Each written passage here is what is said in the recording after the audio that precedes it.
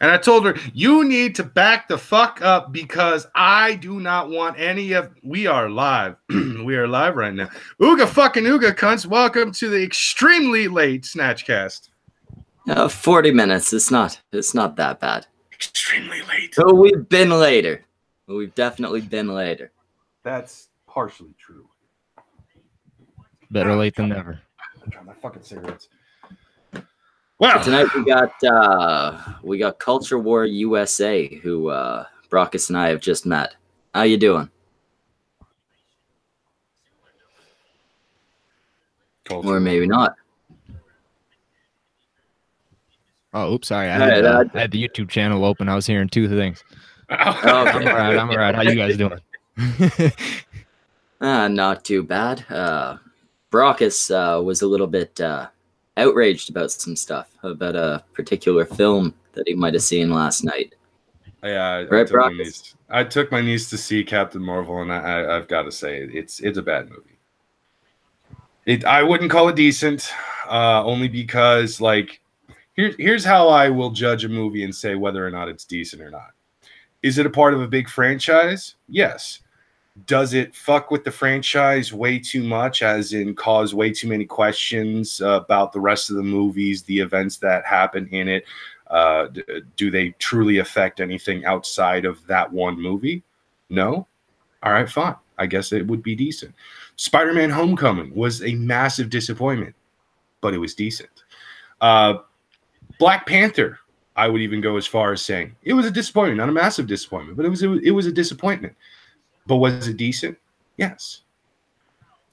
This wasn't even fucking decent. This is a movie that is an actual prequel to the MCU, and it actually fucks up continuity. I'm not going to go into specifics about that because I don't want to fucking spoil it for anybody. But I will say the movie really pissed me off. Now, I will give it a few good things. Okay. One, much like the rest of the people who had seen it on the pre-showings and all that stuff, the premieres, I really liked the cat. The cat was fucking awesome. There's a moment with the cat that I get really pissed off, but I liked the cat. The cat was cool. The movie looks gorgeous. The graphics, the effects, and all that stuff, her using her powers and everything like that, that's fucking awesome. The fight scene at the end is actually pretty fucking cool. My only real issue with it is the continuous trying to be overly witty one-liners that Brie Larson says. Now, that could be the writer's fault. That could be Brie Larson's fault. I'm not sure whose fault it was, but I'm still going to say, Brie, shut the fuck up. I heard they went over the top with the 90s references too. I haven't seen it yet, but there aren't a fuckload of 90s references. But I think they thought they laid it on a little too thick at times with certain 90s references. I'll say that much. For those of you who are wondering, who may have actually heard something or even seen something on my Twitter, yes, there is a line in the movie where a male pilot says, "You know why they call it a cockpit, right?" I will say this much to quash anybody's thoughts on this.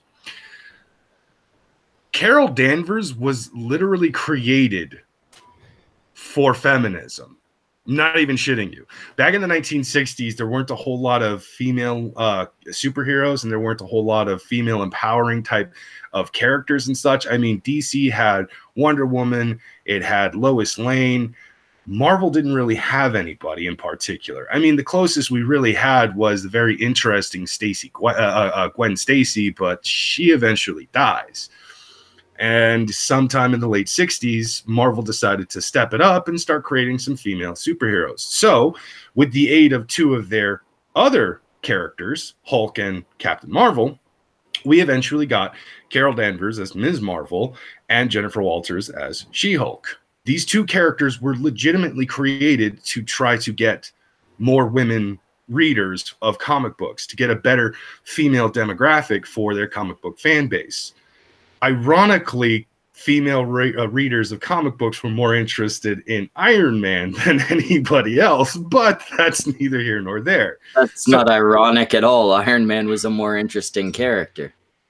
To each their own. I personally think that Captain Marvel is a slightly more interesting character, especially when after Carol's introduction into the comic books, you find out he's actually an alien, Marvel, and he's a Kree, and you're just like, wait, what?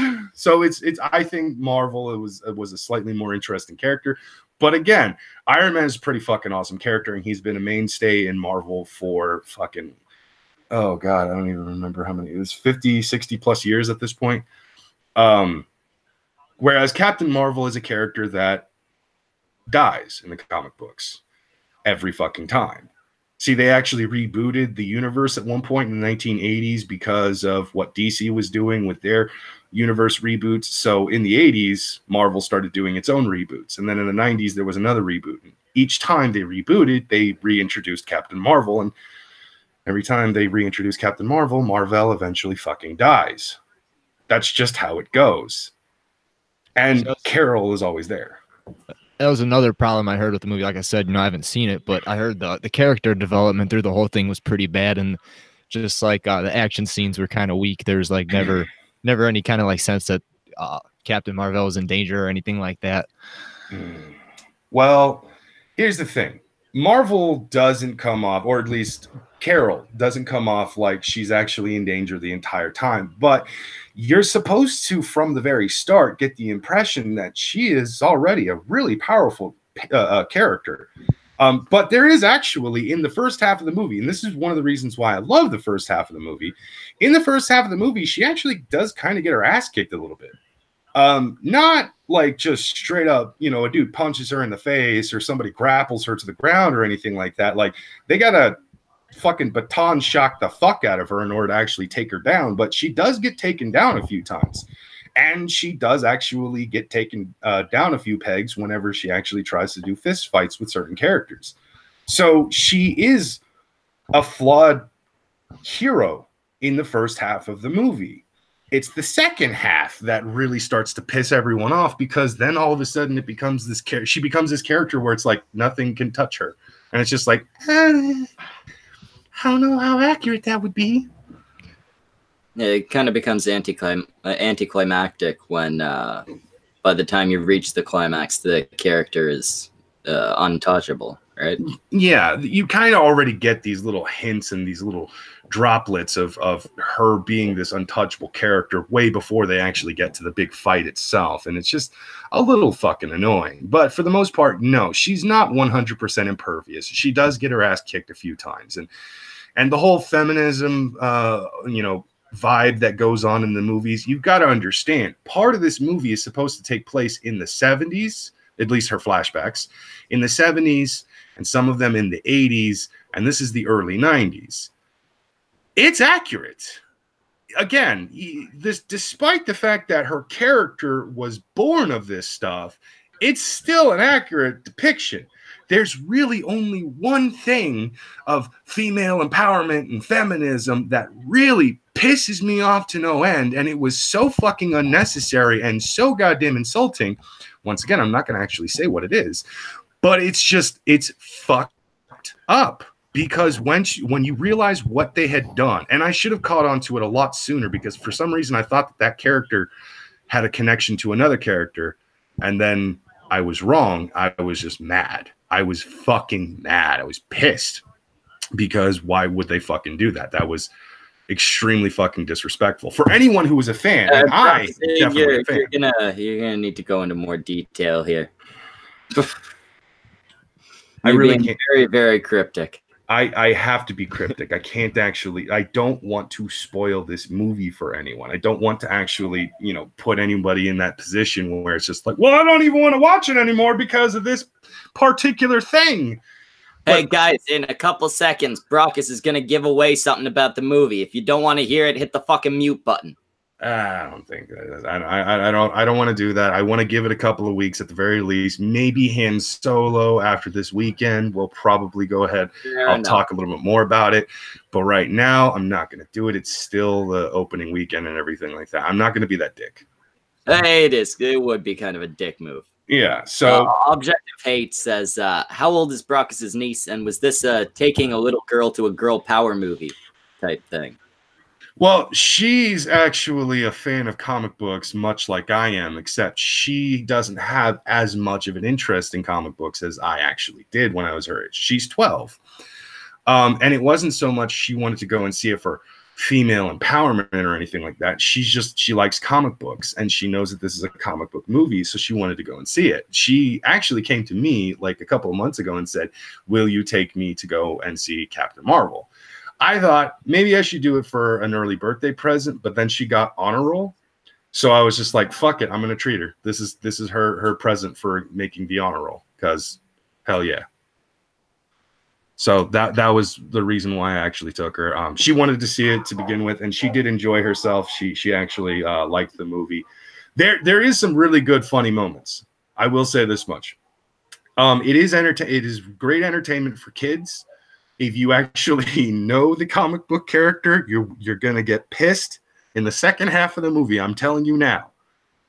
But for the most part, it is actually it is a decent movie for kids. It's very funny. Sam Jackson steals the show. As I was telling Schmeckle before we went live,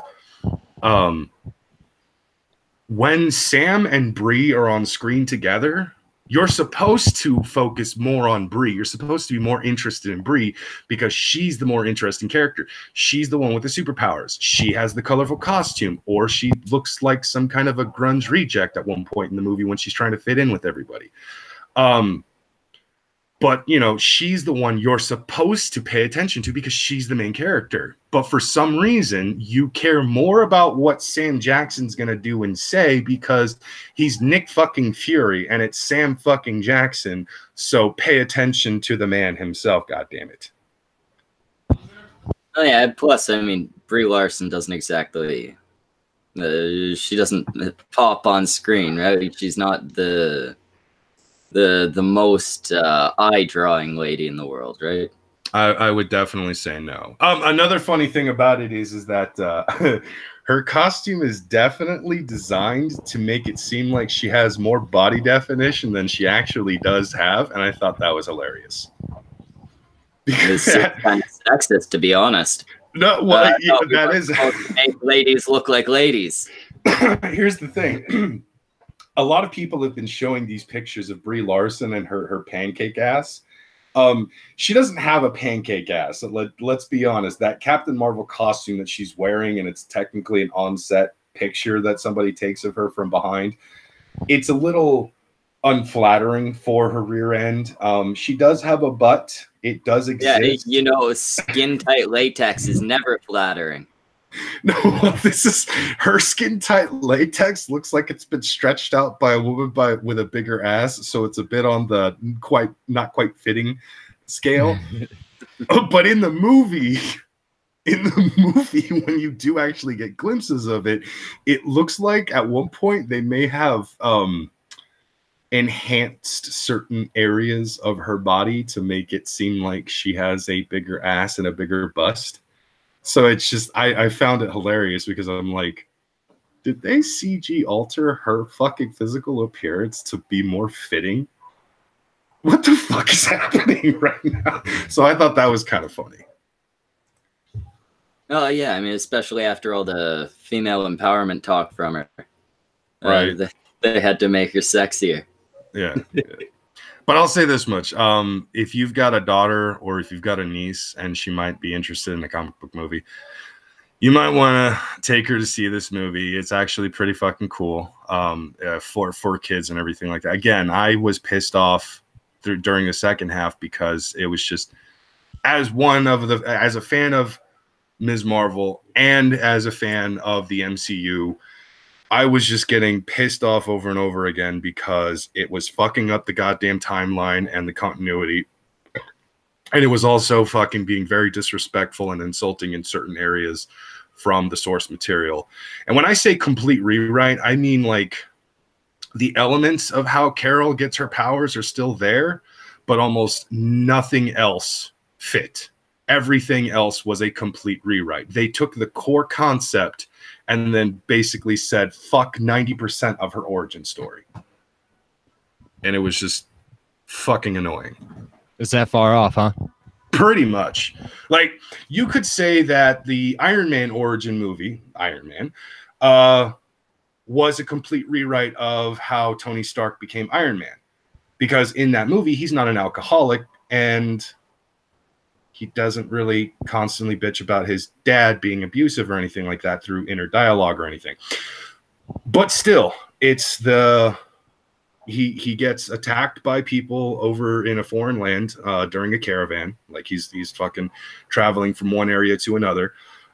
Shrapnel fucking hits him in the chest, and it causes him to basically have a heart condition.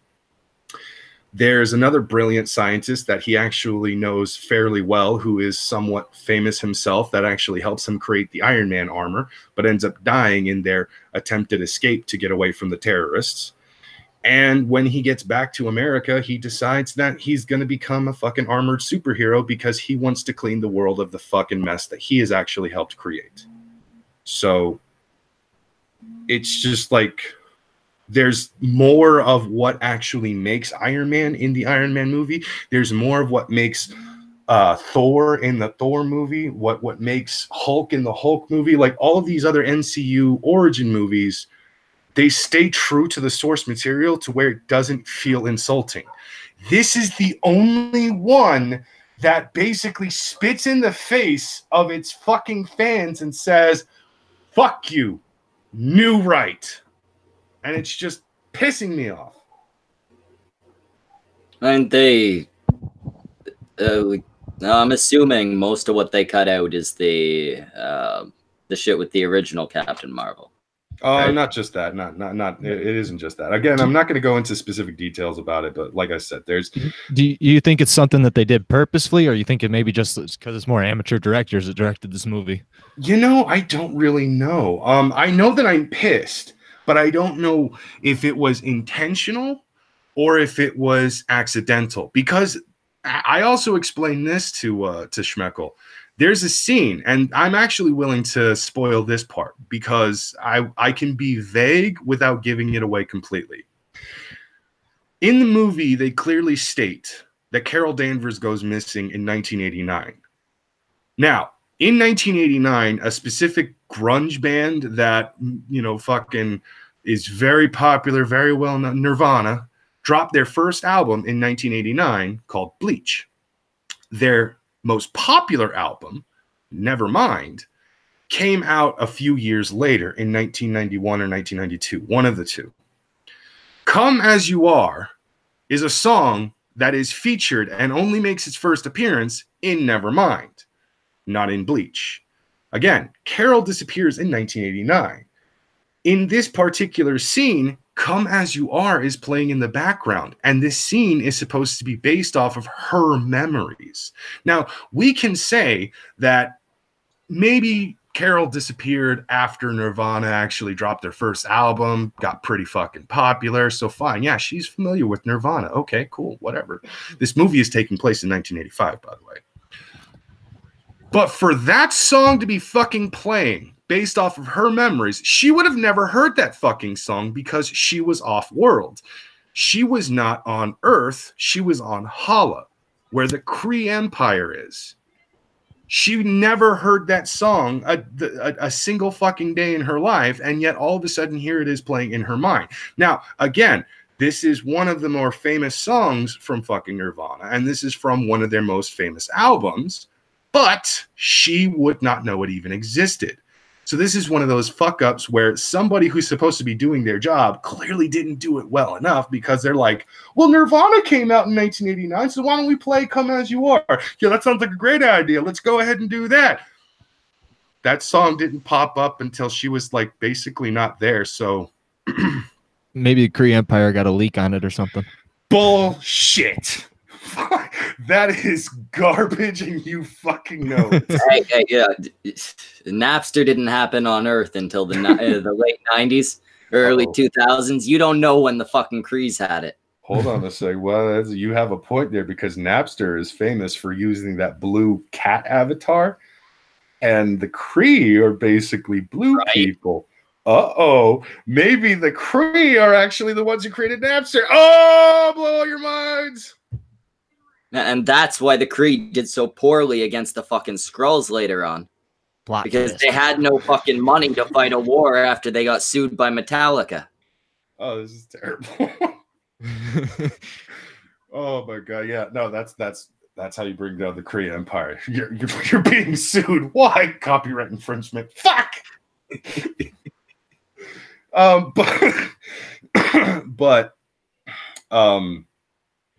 Yeah, that pretty much pissed me off. Now, that is just one hint to show that maybe the writers and the directors and such like that of this movie, they probably didn't do all of their research. They probably did enough to actually put a lot of elements in and give certain winks to the fans and all that stuff. But then, like, there are certain other things where they just lazily say, we present you with this, accept it. And you just sit there and go, wait, no, but you didn't explain shit.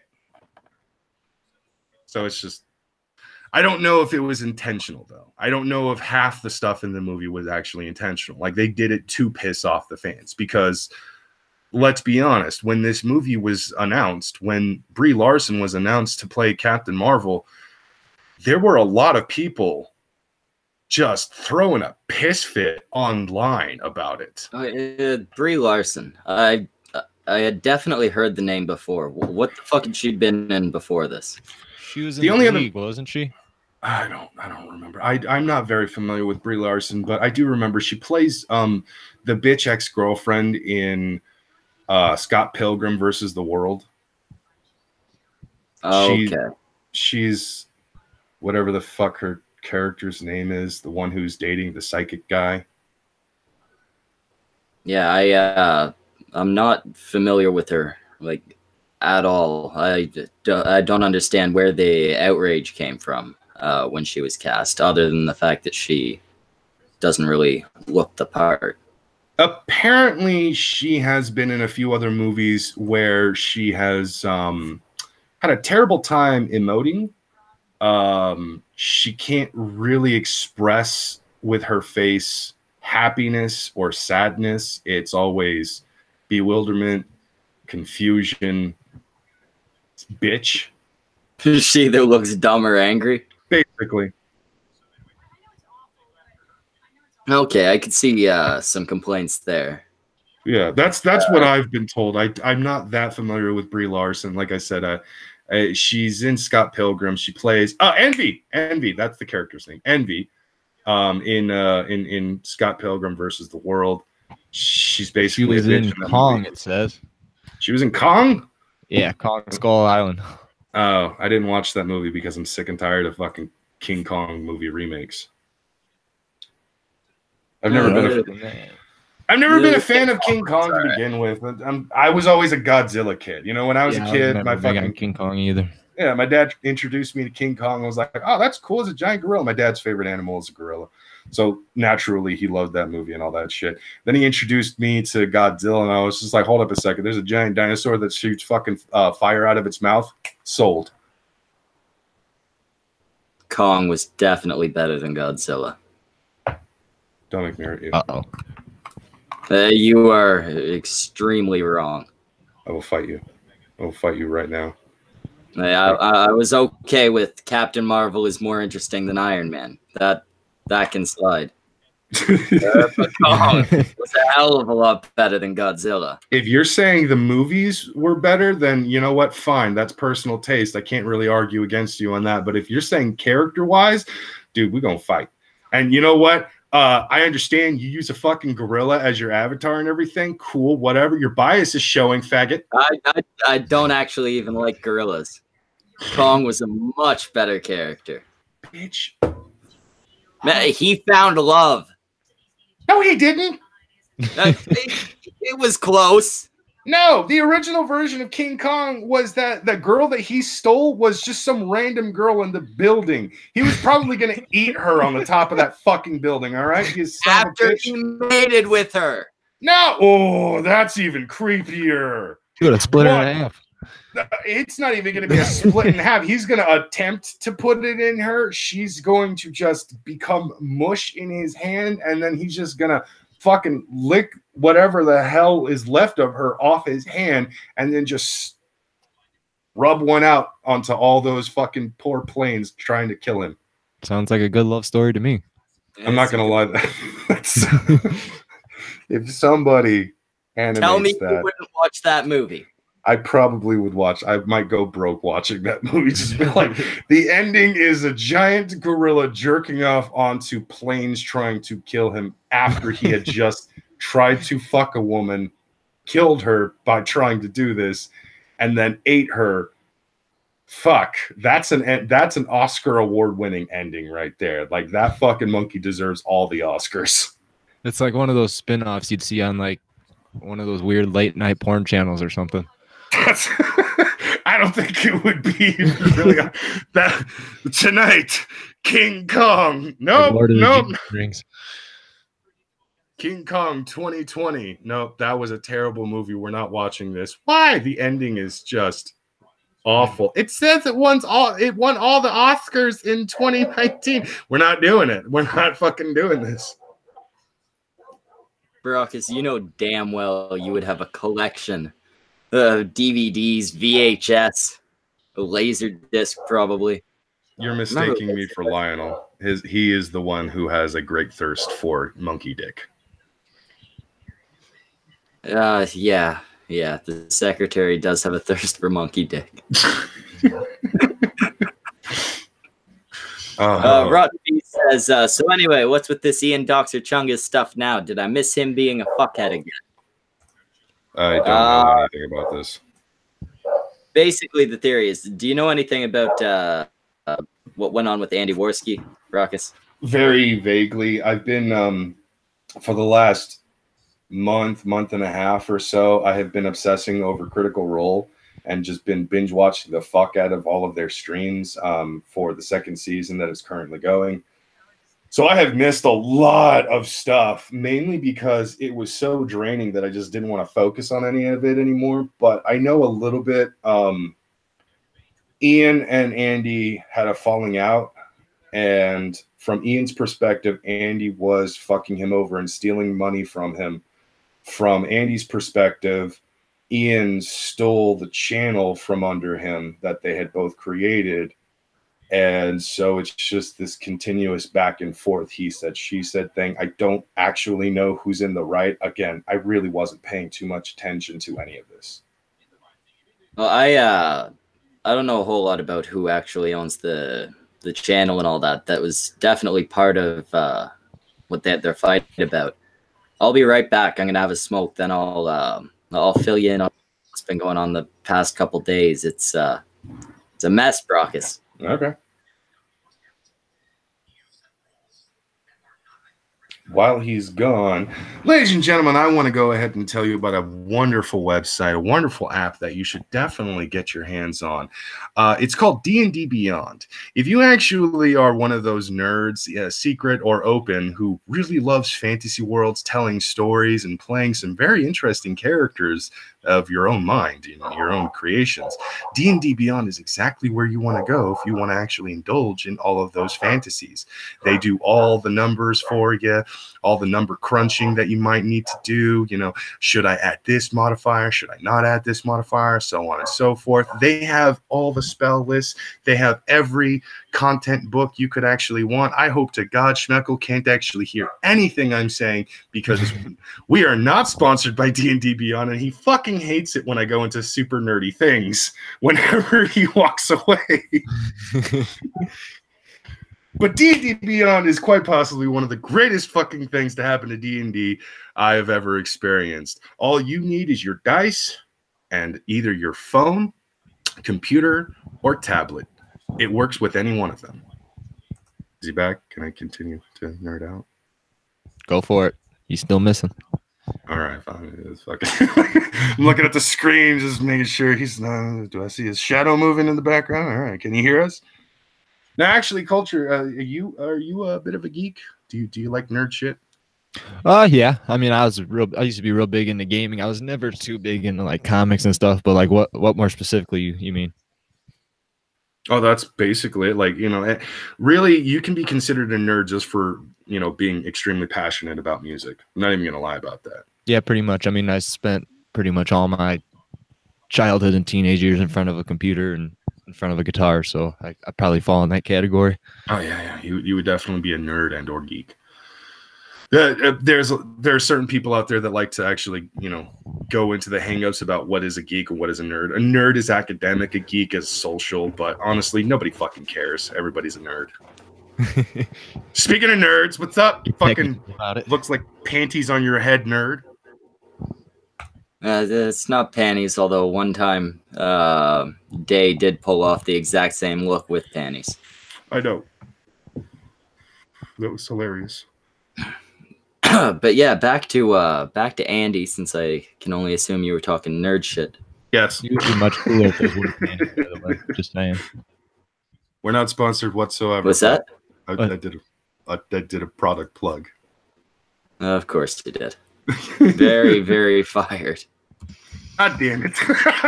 Back in my things now. But yeah, Andy Warski, Ian Miles Cheong. So Ian, a while back, I don't know if you know about this, Brockus, if you remember this. Ian called the cops on Andy. Told them that Andy was mentally ill, on drugs, and that he had weapons, guns. A lot of people have said that Ian swatted Andy. It's not exactly accurate. There was no SWAT team involved. Andy was visited, I believe, by 2 officers who knocked on the door and spoke with him. Still a massive, massive dick move from Ian. Not acceptable, right? Yeah, that's terrible. His reaction to internet beef was, "Hey, I'm calling the fucking cops." Yeah, you don't call the cops unless someone's life's in danger. Exactly. Recently, past couple days, past week maybe, Andy did a stream trying to look into a child porn ring running through Instagram. During the course of this stream, he apparently showed some pictures that were of girls under the age of 15 in various states of undress. Nothing illegal was shown on stream. But during this stream, he also was speaking with Ralph, Ethan Ralph, asking him, "Hey, dude, I'm gonna show you this picture. Tell me if it's okay to show to the audience." Some people have taken that, including a writer for Metro, as Andy sharing child porn with Ethan. There's been speculation because Ian has been seen in contact before with the guy who wrote this Metro article, that Ian might have kind of pushed the guy toward it, right? That Ian might be behind the Metro article happening. I don't know how valid that is. Honestly, I don't know the specifics behind it, so I can't exactly say anything towards it, but this isn't the first time Andy's had an article like this written about him. No, it's far from the first time. And Ian having pulled other shit doesn't prove that he was involved in this, right? It does seem a little suspicious that that he does have some kind of rapport with the guy who wrote the article. But I mean, this guy and Ian are both journalists, right? They have to run in some similar circles. As far as whether or not Andy had child porn, I personally, based on the context of what he was asking Ralph, like, can I show this? I think even Andy Warski is smart enough that if it was child porn, he would know the answer is no. He wouldn't need to ask, right? Yeah. You would think. What Andy says is that the pictures were creepy, but not illegal. So I'm guessing probably like bikini pictures, stuff like that, right? Yeah, I would definitely say if it's a bikini picture of underage kids, that's not illegal. It's creepy as fuck, but it's not illegal. It might even been like along the lines of the whole like YouTube pedophile thing that was going on, where it's just young kids and weird like kind of sexualized positions and stuff like that too. I didn't see the stream either, so I'm not 100% sure, but I'm sure that's probably some of them are that too. Well, yeah, it could have been. I'm thinking it was more bikini stuff because from what I understand, it was some type of child porn ring running through Instagram. People were buying and selling pictures like directly from minors. Yeah, I think it was like I think it was girls selling their shit. So I think it would be more bikinis, lingerie, probably. Ian mentioned that there were Andy mentioned that there were illegal images. He didn't have, according to him, any possession of them. Okay, see, I wasn't sure he was working alongside a journalist who had them. Okay, and now Night Beast in the chat says he showed a couple censored pics of topless minors. That was mentioned in the article. They were, I believe, pre-censored. Instagram has a no nudity policy, and these images, at least according to the article, came from Instagram. But there were illegal images, at least according to Andy. But he says only the journalist that he was working with had access to those. Wait, so Andy was the one that censored them, or he got them censored? Like that's what I think. I could be wrong, but the way the article makes it sound is the pictures Andy was showing were directly from Instagram. Oh, okay. So they would have been pre-censored. Like by the time Andy got them, they would have been already censored. Gotcha.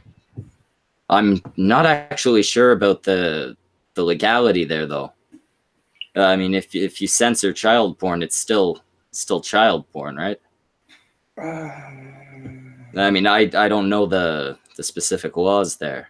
I don't know. I mean, there's fucking kids in New York going to gay strip clubs and shit now too. So anymore. God damn it! That story still pisses me off. No, it's not even just the fact that happened. It's the fact that it's not one story. There are multiple of them. Yeah, that's the sad part. But yeah, with Andy, and again, I'm not a fan of Andy. Neither am I.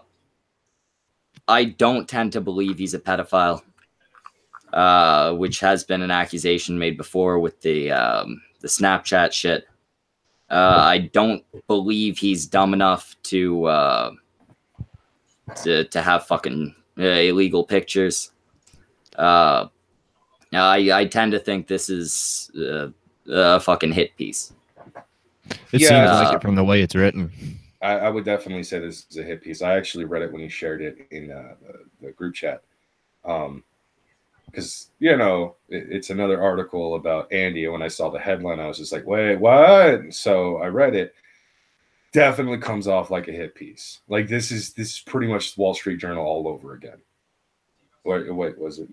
What was the publication that fucked with him the last time? I think that was Wall Street Journal. Was it? Okay. But yeah, even the way they titled it, alt-right YouTubers shared vile sexual images of underage girls. Like, there's not even any implication that these might just be allegations, right? Yeah. Within the article, they make sure to bring up the alt-right ties and stuff like that. They end the article by mentioning that his money comes from streams, right? It seems more like the type of thing built to damage Andy than to go, hey, this guy did a legitimately bad thing, right? Yeah. At the same time, I don't know if I think Ian had anything to do with it. Like I said, it does seem weird that him and this other journalist have spoken before, but like I said, same circles. Oh yeah, that and the fact that he had cops show up at the guy's door before too. I mean, I wouldn't put it past him either. That's exactly where I was going with it. That said, I would not put it past Ian because he's pulled ridiculous shit before. Yeah, I'm not always a fan of some of the things that Ian does, but then again, I'm not always a fan of some of the things that Andy does. Andy wanted to expose pedophiles. I'm all for that. Go ahead, Andy. Do you think that's cool? But I could completely see Andy doing something like that and fucking it up, right? Yeah, Andy, I can't like Andy's a dumb guy. Andy will he's admit not a smart person. He's the first one in the room to admit he is a fuck up. He has been saying it since the beginning of his YouTube career. He is a fuck up. He does fuck things up. That's something that he has always stuck to. That doesn't mean he's always gonna fuck up. Well, not even does it not mean he's always gonna fuck up. There's a difference between the way Andy fucks up and something like downloading fucking child porn, right? Yeah. I don't think even Andy Warski is that stupid. That's a whole nother level. You need to be real fucking stupid to think that's okay, and to think that's okay live on air, right? Yeah. I mean, there's no amount of fucking coke or booze or anything that makes you that stupid. Yeah, if he really wanted it, if he really was after child porn, I mean, why the hell would he stream it? That wouldn't make any sense at all. Yeah, I'm a firm believer in the whole, if you want something, if you want to hide something, hide it in plain sight kind of thing, because, it's very easy to get away with shit like that. Some people will hide things in plain sight. Sometimes it's a joke, whatever. But I really don't think Andy's the kind of person that would be an admitted fucking pedophile who's trying to expose pedophile. Like, that is the stupidest fucking thing you could actually do. Trying to say, I'm a fucking... No, I don't think Andy's a pedophile, and I really don't think that he was doing it for any kind of personal gain, I suppose. No, I think Andy was probably legitimately trying to bust a fucking pedophile ring, right? Yeah, and that's actually something I can get behind. Well, Adrian Blum points out, no, you don't expose pedophiles. You report it to the FBI. Probably a good point. Well, here's on the the other hand, I still can't blame Andy for exposing them instead. It is probably better to report them, but I'm not going to hold that against him. Yeah, I do think that reporting them to the FBI is basically the most important thing. Reporting them to the FBI is always the first thing that anyone should actually do instead of just trying to expose these people. But at the same time, every single time these fucking people have been brought up to various social media people like YouTube, Twitter, Facebook, Tumblr, so on, nothing is really done about them. Nothing is ever fucking YouTube, done. I will give YouTube credit. They did recently crack down a little bit after the last scandal. Oh, so basically for the last 7 fucking years, when people have been continuously complaining about pedophiles on YouTube, they finally decided to actually crack down on one. of the if you want to cause change on YouTube, you have to literally be Disney and pull your ads. Like it took fucking Disney pulling out before they were like, hey, yeah, maybe this is a problem. Do you guys know if they held that thing up where they were banning comments on any videos that had minors in them? Did they actually go through with that? I have no idea. Well, I did hear about some channels getting hit like that, but not too heavy. Who do we know that puts their kids in their videos? It's easy enough to check. Phil DeFranco mentions his son a few times, but he wasn't one of the people that was hit recently. Any of those, like, just like any kind of like family. I don't know of any specific ones, but I mean, there's tons of them on YouTube. I'm sure you could find if you just hit the trending page. Yeah. Brockus, look up Daddy05. I'm not looking up Daddy05. I fucking hate those people. I wonder if they're still doing anything. Last I heard, they were in more legal trouble. They are in more legal trouble, and yes, they actually are doing stuff. They started up a new channel not too long ago. I don't know what the channel is actually called, but it's essentially just the dad and the remaining 3 kids, I guess. I just typed in his name, and it just comes up with a bunch of shit about child abuse. Yeah. Oh, they got bumped down in the results. That's good. But yeah, I don't understand why why with Andy it's consistently pedophile accusations, right? I don't either. That's weird. I mean, Andy Warski's a shitty guy. I don't think he's that type of shitty guy. Yeah, he's the type of dude that would pretend to be your best friend for months and then stab you in the back. That's the kind of but he's not going to be fucking your kid. Right? He's not the type of dude that you bring over for drinks one time and he's whacking it off to sneaky pictures he took of your kid or some shit like that. That's fucking.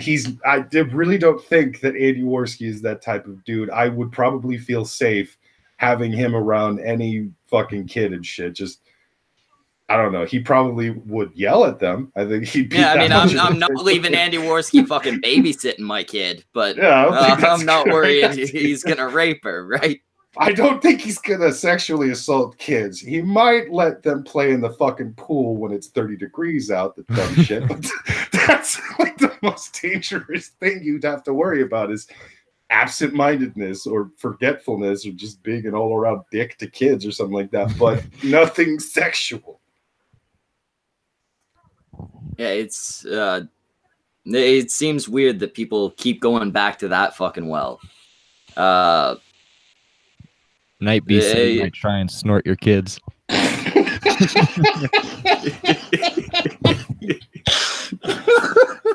How would that even fucking work? Is he grabbing them by the arm and just like trying to snort their flesh hard into his nose? Like, I just need one hit. And Andy Warski's got experience. One hit's all he fucking needs. Is he taking the toenail clippings, chopping them up into dust, and snorting that shit? What the fuck? I got this buddy with a weird dad. We were at a baseball game before. This guy behind us, he was talking about how to smoke anything that burns. My buddy's dad turns around and goes, "Would you smoke toenails?" That just reminded that you're talking about the toenail clippings. This dude is weird. What the fuck? Hey, sorry I'm late. How's it going? Smash! Jimmy, how you doing? Hello.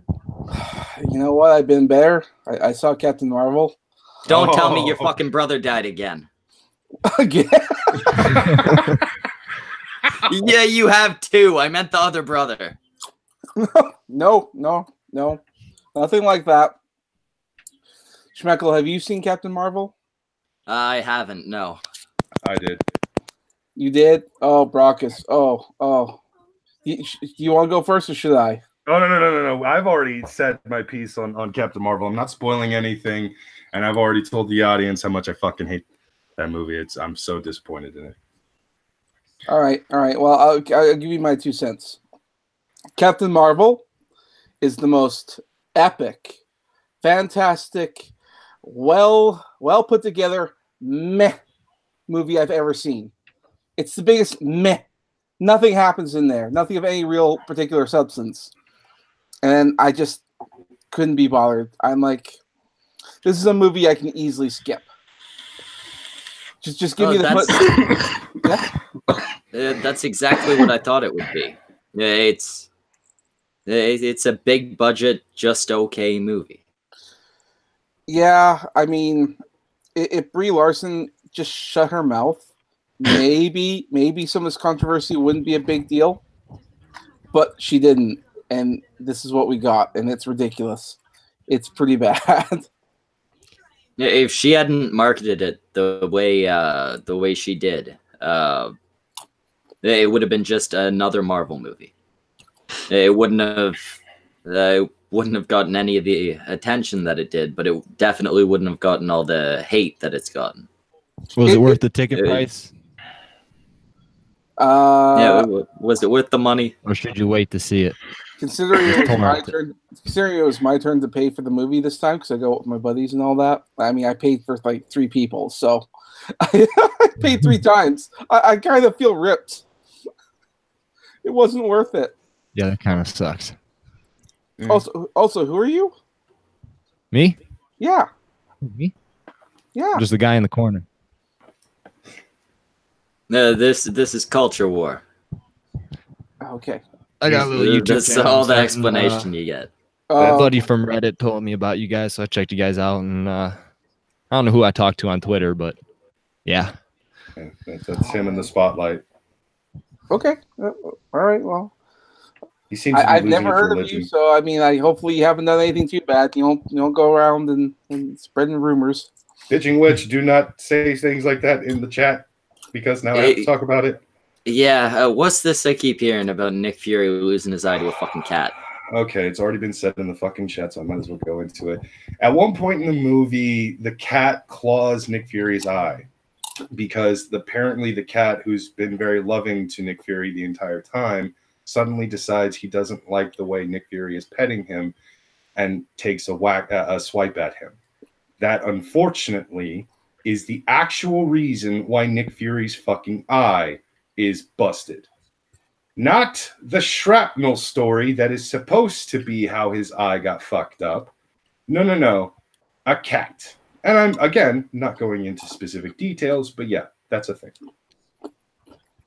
Yeah, that's stupid. Really fucking dumb.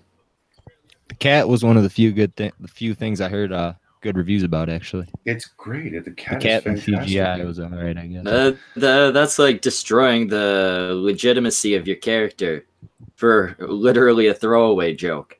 It is, because like I get why they probably did it, or I to a certain degree I can understand why somebody would do it, because you would think that Nick Fury is this all-around badass who, when he lost his eye, it had to be in some really fucking, epic way or some shit like that. How did you lose your eye? When he reveals it in Winter Soldier, it's all fucked up and everything, but there's still a bit of a retina there to where you can actually get an official scan and shit, I suppose. To make it worse, it looks like shrapnel hit it. To make it worse, in the Winter Soldier, when like Nick Fury is given his little speech about like how he's learned to not trust people, he shows the eye and all that stuff. And I assumed it could have been Skrulls. And then I heard it was, I went, oh, this is gonna be fucking epic, because look at Winter Soldier. Look how deeply personal this was to him. He made it seem like it was a big deal. And then when it finally happens, it's like, no, a cat just scratches you. Yeah. What how anticlimactic is that? Yeah, it's supposed to be some kind of an inside joke. Like, he refuses to divulge the information of how he lost his fucking eye, but here you find out it's because a fucking cat clawed him in the face. And it's like he was given the speech as Samuel L. Jackson usually does. It's like as badass as he can be, while he's like staring people down, saying like, I've learned never to trust people. Yeah, I feel like they made him into a bit of a pussy, which feels like that was done on intentional. Speaking of pussies, what the fuck was what's his name, Kevin Smith, crying about? Oh, he posted that picture, all fucking teary-eyed. He literally said, "I just came out watching Captain Marvel," and he was saying, "I'm in tears. It was so good." No, it God wasn't. damn it, Kevin. No, Really? he had mentioned something in there about the movie referencing him, and someone in the chat. Oh no. Okay. I will spoil the fuck out of this. It's the Stan Lee cameo. In the movie, Brie she's in a train. And while she's walking through the train, you hear Stan's voice saying, "That's right, true believer." And then she grabs what looks like a script and pulls it down and smiles at him. He doesn't say anything. She doesn't say anything. It's a really sweet, beautiful moment. But he's reading the script to Mallrats. Oh, shit. We are to believe that is the real Stan Lee in this scene. And he is actually reviewing the fucking Mallrats script. Well, And I lost my shit in that moment. I'm not gonna lie, I started tearing up myself. I do believe it was like one of the cameos they did film, but unlike most Stanley cameos, they actually they used their de-aging technology to make him look like he did back in Mallrats. Yeah, which was also equally cool because I'm like, oh, he's never gotten that treatment because we've always known him as this, sweet, old man. Mm-hmm. Oh, and the opening credits to the Marvel, you know how they have the epic Marvel logo thing, and it's clips and scenes from like the MCU movies, or it's clips from the comic books and all that stuff. 100% of this opening movie logo was Stan Lee cameos. Okay, that's kind of cool. Yeah. And before the movie starts, it says in memory of Stan Lee. Something along those lines, but or for Stan Lee. And I thought that was very sweet. I thought it was very nice. Still pretty pissed off. Yeah, you never saw fucking Kirby or the other guy get that type of attention. That's the sad part, is because we lost Jack Kirby years ago, and Steve Ditko recently passed as well, like before Stan did, but nobody gave a shit except for like comic book fans. Well, I mean, to be fair, Stan was the one that was always the face, right? Yeah. Most people could have walked past Jack Kirby or Steve Ditko and not known who the fuck they were. Yeah. Actually, that's happened more times than you'd probably think at conventions when Jack Kirby and Steve Ditko actually did go on occasion. They didn't really go to a lot of them, so don't go looking for a whole lot of fucking appearances by legendary comic book creators and shit like that, especially since both Ditko and Kirby were fucked over hardcore by both Marvel and DC to the point where, they were really pissed off at both of the big two. But multiple times, whenever the writers and artists of Marvel Comics or DC Comics would go to like conventions and be seen in public and stuff, people would always recognize Stan. No one really knew Jack Kirby or Steve Ditko. It's kind of sad. Hell, even the legend himself, Chris Claremont, would be fucking ignored simply because his face is not as recognizable as fucking Stan Lee. I mean, most of them are like that, right? You don't see their faces on a regular basis. Yeah, Stan Lee's face was in 90% of the fucking things he did. Yeah, he's the reason. The man marketed himself. He's the reason Marvel even got its name. He created his little radio show with some of his writer and artist friends called The Marvelous March back in the 1950s. And so they took all the comic books that they were actually writing and drawing for and everything, like Timely Comics, Atlas Comics, and they just fused them under one banner, Marvel. Oh, that's interesting. I never knew that. Yeah, DC also did something very similar. DC had Detective Comics, Action Comics, Adventure Comics, and this was where you would get Superman, Batman, and Wonder Woman comic books, and then they eventually fused under the title of Detective Comics, which just 100% became DC. Now DC Comics is a bit redundant because the C in DC literally stands for comics, so you're saying Detective Comics comics. Yeah, the only one who lives up to that name would have to be Batman because he's like the only detective. That's not true. They got Detective Chimp or whatever the fuck he's called. That monkey needs to be in more cartoons. Just saying. That guy is awesome. But no, they actually do have plenty of detective-like characters. The conspiracy theorist Q is just a great example of actual detective characters being detectives. At one point, they even had DC's versions of Green Hornet comic books. Briefly, very briefly. But they had them. It was very interesting. And Batman isn't even really a fucking detective anymore. Let's be honest. He's just a dude who is essentially an overly flamboyant ninja. That's it. Yeah, now he just kind of hits things. There's not a whole lot of detective work on his end. He has other people for that. Yep. No, if anyone's the detective there, it's Oracle. Oh yeah, I would say that Oracle is definitely more the detective, except she goes by Batgirl again, so that's kind of out the window. But she's still more of a detective than Batman is. Hell, even fucking Red Hood is. Are you saying that he's been at this for so long that he's literally just nothing but bad cop all the time? Basically, yeah. He doesn't even make his own fucking tech. Lucius Fox makes it all for him. He's been hit in the head way too many times. He's just not capable. He's essentially become all Batman does at this point is hit things. It sounds like he outsources everything. Basically, yeah. Even as Batman, he's just the CEO of a company. It sounds like he's become the parody in Batmetal. That Batman. Yeah, he kind of is now, actually. Shit, I didn't even make that connection. Oh god, they're telling me like it is. But can I please get a live action Bat Metal thing going on? I think it would play be interesting. That meathead. Honest to God, who would play them? Vin Diesel? I don't fucking know. Vin Diesel? Oh, yes. He's too good of an actor for that.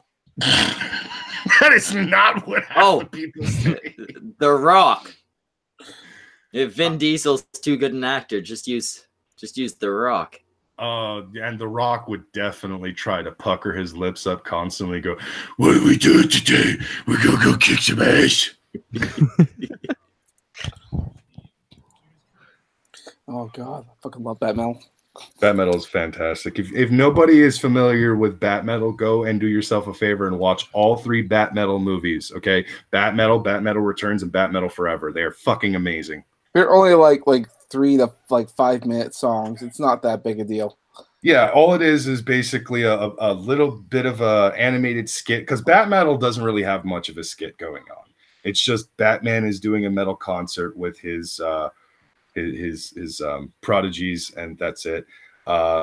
Batmetal Forever is the one that actually has a bit of a skit in the beginning, and the 3 songs that they do are all metal or Death Clock songs from Metalocalypse.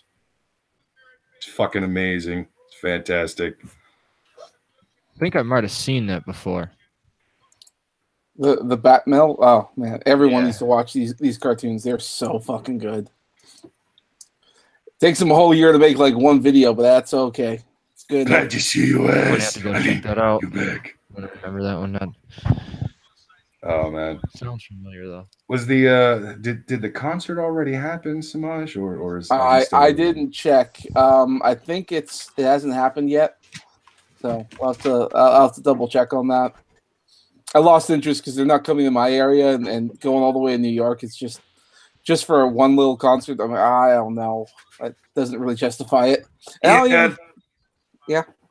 They are coming to California, though. I do remember seeing that, but it's hella out of my way. Actually, I should check again just to see that metal. Fucking. Maybe I should stop playing this. I don't know if we're gonna get a strike or not. From what? The creators of Batmetal? We're talking about their product. They don't seem like the type that would just be like, we're going to copyright strike them because they are using our product, which is technically also a copyright issue, I guess. Yeah, maybe. I mean, the DC universe is owned by Warner Brothers, and then the song is done by whatever company owns them. So, Wait, Yeah. so Bat Metal does live shows? yeah, kind of. They have these holographic glass, similar to like the Hatsune Miku concerts and all that. 3D idols. They're gonna do the same thing, but with the Bat Mill. Okay, that actually be pretty sweet. The only problem with that is you're essentially just paying to see a movie in concert. Yeah. I'd check it out maybe if it wasn't too pricey and close. Well, I think they did like separate like Indiegogos for them, so they have to raise the money first. So and that's part I don't know. Maybe they haven't done it yet. We're getting too into talking about something good. We need to get back to talking about something horrible. How Captain Marvel. No, we were actually talking about the Andy Warski versus Ian Miles Chong internet beef stuff, which is also horrible. Again, I have not been paying attention to it because I really don't want to pay attention to internet bullshit anymore because honestly, I am so fucking tired. Hell, I'm even tired of like complaining about and like fighting against people with the whole culture war thing. No offense, culture war. I'm just tired. Oh, I know. It's been years of it at this point. It is. And the sad part is that there's no real end to it, realistically speaking, because there are extremists in every single camp at this point. In the middle, in the right, in the left, somewhere in the north, it doesn't fucking matter. There's extremists in every single camp that ruin it for everyone, and their minds will never be changed. No matter what you say, no matter what you do, their minds will never be changed. We have been infiltrated in every facet. Then with the whole left side of the thing, you got their extreme side. They're just getting more and more power now too, which is kind of a scary thing. You got like Ocasio-Cortez, and now all these socialist supporting idiots that are running for president. You got Kamala Harris saying she supports reparations and all this shit. It's fucking terrifying because like the people that probably would have never actually won, would have never gained any kind of power like 20 years ago, suddenly now have power. Yeah, it's like they just all came out of the woodwork after Bernie's primary in 2016. It's just I don't fucking. I mean, it was there before that, but nothing like it is now. Do you know the worst part?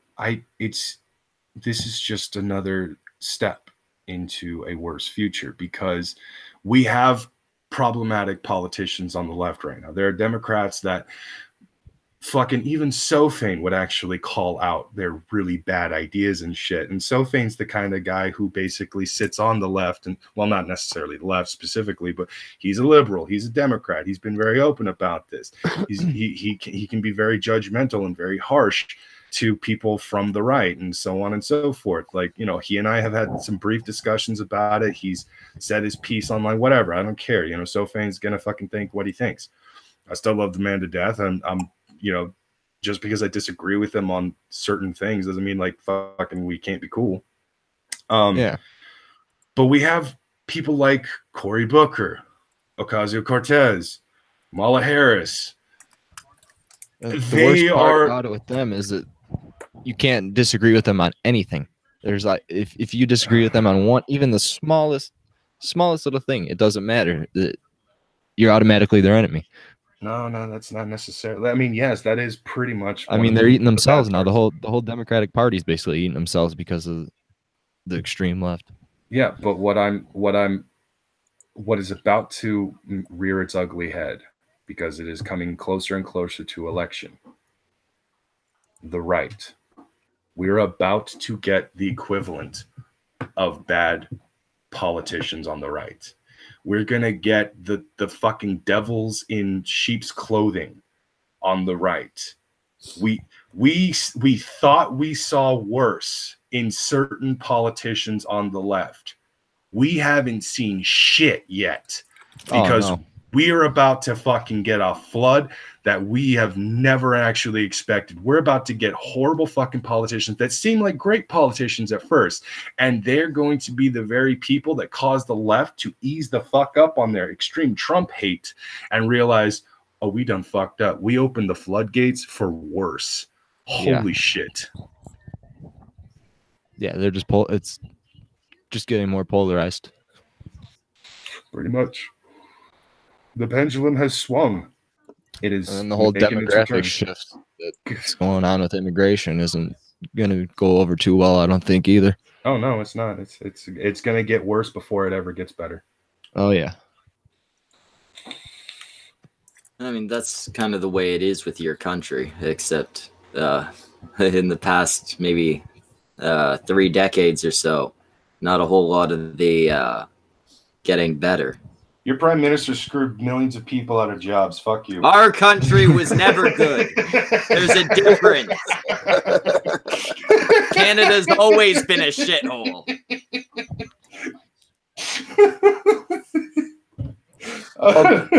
That is amazing. Although it's very likely we may not have to deal with Trudeau pretty soon because shit is just going downhill for him. What exactly happened with him? Jimmy, Because I mean, I've seen a little bit about it, but I didn't hear too much. Yeah, can you explain what's going on with Trudeau? Oh, let me pull up some pictures. I heard something about hookers. Was it hookers? You wish. Actually, yes, there was something involving hookers. Oh fuck! I thought he was gay. Gay? Yeah, I had heard something about hookers. Oh, it's got no. It's nothing about Trudeau getting hookers. He got hookers for, I think it was Omar Khadr's nephew who came to visit, and they gave him. He ordered him like strippers and pornography and hookers of the like. When that information came out there, it's like, really? Allah's not going to be happy about that. We're all about female empowerment over here, eh? Lots of hookers and strippers. Well, Praise Allah. I could be mistaken because I some of these names tend to get me after a while because they're all foreigners. I'm trying to remember if it was Omar Khadr or not, because Omar Khadr, some of you might not know that name, but here in Canada, that's been a huge blemish on the Canadian politics for a while. Essentially, who the fuck is Omar Khadr? Omar Khadr was a guy who was in Al Qaeda. It was part of the terror cell. Tried to come back to Canada, and of course, we're gonna arrest him, send him to jail for the rest of his life because apparently he killed multiple soldiers and medic teams and injured people. He's a fucking murderer and has no regrets. And is that the guy that got millions of dollars from the government or something? $10 million. The Liberal Party came in, stepped in there, said this was like, wrong or whatever else, and set him free and gave him $10 million. Oh, and let's not forget a mansion. Yeah, it was something about a human rights. They violated his rights or some bullshit. Some bullshit. It made 0 sense. No sense whatsoever. That was one of the biggest problems with Justin Trudeau. Why did you give it? There's no proper explanation. They said it was to prevent future problems or whatever. It has still yet to prevent future problems. So what? Like they paid the guy off? Yeah, here's 10 million. Please don't do terrorist things. It was incredibly, it was incredibly vague. We don't know. And then like someone came over there to Omar Khadr's like new home and tried to interview him, and they took a selfie together while he was on the phone there, and the reporter had his camera going, and they look at the phone. It says, "Oh yeah, I'm just talking to my cousin or whatever that was on Omar's phone," and people looked at that because he wasn't supposed to have contact with any bad folk. He was in contact with an imam that was preaching murder and death to the infidels, that kind of stuff in the Middle East. It's like, this is the very guy who wants white people dead. I don't get how they think that whole Islamic culture is even compatible with the West at all. It makes no sense. It's like a complete denial of reality. Yeah, I can see integrating individuals, families, stuff like that. Any large-scale integration is impossible. Yeah. The two cultures clash on too many Did you see what happened in very the UK? important points. Which there's Where they been a were lot. they were trying to teach like some kind of like the LGBT agenda or whatever in some school, and the Muslims were protesting against it. So you had these liberals fighting the Muslims that they imported there over teaching LGBT issues in elementary schools.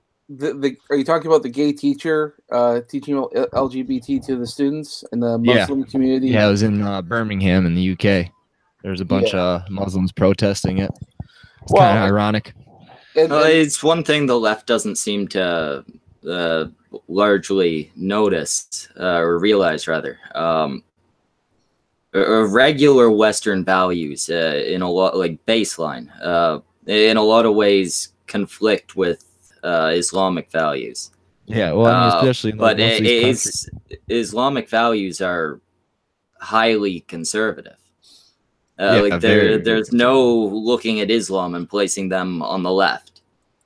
So the left, they're set from the beginning to have those differences with Islam, to have that clash, to have those ideas that both sides hold very, very dear and important, be on complete opposite ends, gay rights, stuff like that, right? Yep. I'm not saying it's a bad idea to try and integrate, like, again, on an individual level, but when it comes to the cultures as a whole, anything large scale, Western values don't work with Islamic values, and more importantly, liberal values are like as far away from Islam as you can get. Yeah, and I mean, like most of these countries that they import people from, you could look at polling data, and you got between 60 and like the upper 90 percentile of these people that support Sharia law in those countries. I mean, it's just, I don't get it. It's completely incompatible with everything that they believe in, the left.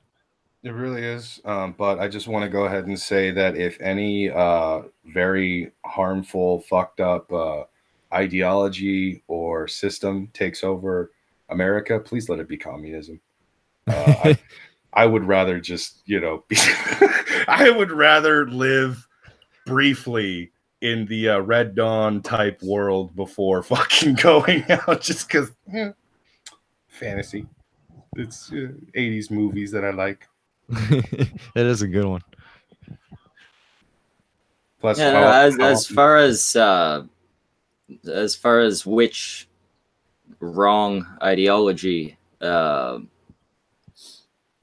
prefer to have to live under, definitely I'd take communism before living under Islam in a fucking heartbeat. Islam will guarantee my death. Communism will guarantee my slow, agonizing, painful death after communism I will slaved starve over to death. Islam, they'll just chop your damn head off. Pretty much. Yeah. And you know what? I'll take the starvation. I head where it is. I'll look fantastic for a brief amount of time before I finally fucking keel over in my sleep one day. I don't know what you guys are just sort of talking about. Just convert to Islam and keep your bitches in line. It's easy. White Sharia. I can't play fucking music, but I'd start playing the goddamn the Russian national anthem right now if I could.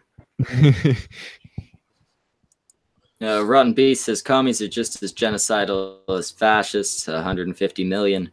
That is very true. Communism has also killed millions and millions, much like fascism. The reason I would take communism over Islam specifically mainly has to do with the more, I guess, banal aspects of what they control. Communism doesn't care if I can see some ankle for beginners. It's okay. You can see ankle. You can see cleavage. We even allow you to see a little bit of butt cheek. That's fine. But, the most beautiful women under communism are not yours. Fuck off. Yeah, well, I mean, everybody's equal under communism, right? So your wife is my wife. Everybody is equal under communism, except those who are not equal under communism. You see, this is a system that works very well. Okay, you understand? Okay, I'm very rich. I do not. I'm not the same as you. And under communism, I stay rich and get richer. I'm in Also, charge. yeah, Rotten Beast points out the bacon thing would also. Although under communism, you just don't get food, so Yeah, at least communism. it's We not don't illegal. the bacon thing, I guess, isn't a huge difference. I would gladly take a scimitar to the neck just because if you're gonna tell me I can't eat bacon, well, I'm fucking rioting, bitch. I'm gonna Black go market bacon versus no bacon. Let me get some of that apple smoke. Yeah, no, it's communism. You don't eat. Islam, you just can't eat certain foods. I guess Islam wins that one. But you know, you still don't get thin girls in bikinis. Islam, under though, you got to drink goat piss Wait, what? or camel piss. Sorry, it's like you splash it on your face and drink it. It's good for you. I wasn't aware of that, but Check it out on YouTube. definitely a negative point for Islam. I will say the only reason why Semaj wants to live under Islam is because he wants harem. Everyone wants harem. Well, they wouldn't have a choice at that point. Yeah, you don't have choice, okay? He point, he say, I like, and now you're his, okay? That's how it works in Islam. But under communism, everybody shares same wife. Ah! Oh! Same nasty, fat, 450-pound, pig-looking wife. You all get turn. He's fine. Dibs on first, I guess. I mean, as long as I'm early in the list. I'd rather get sloppy 56th than 138th. That's just how this is gonna work, I suppose. Under Islam, you get 72 virgins. Under communism, 72 of you share the same lady.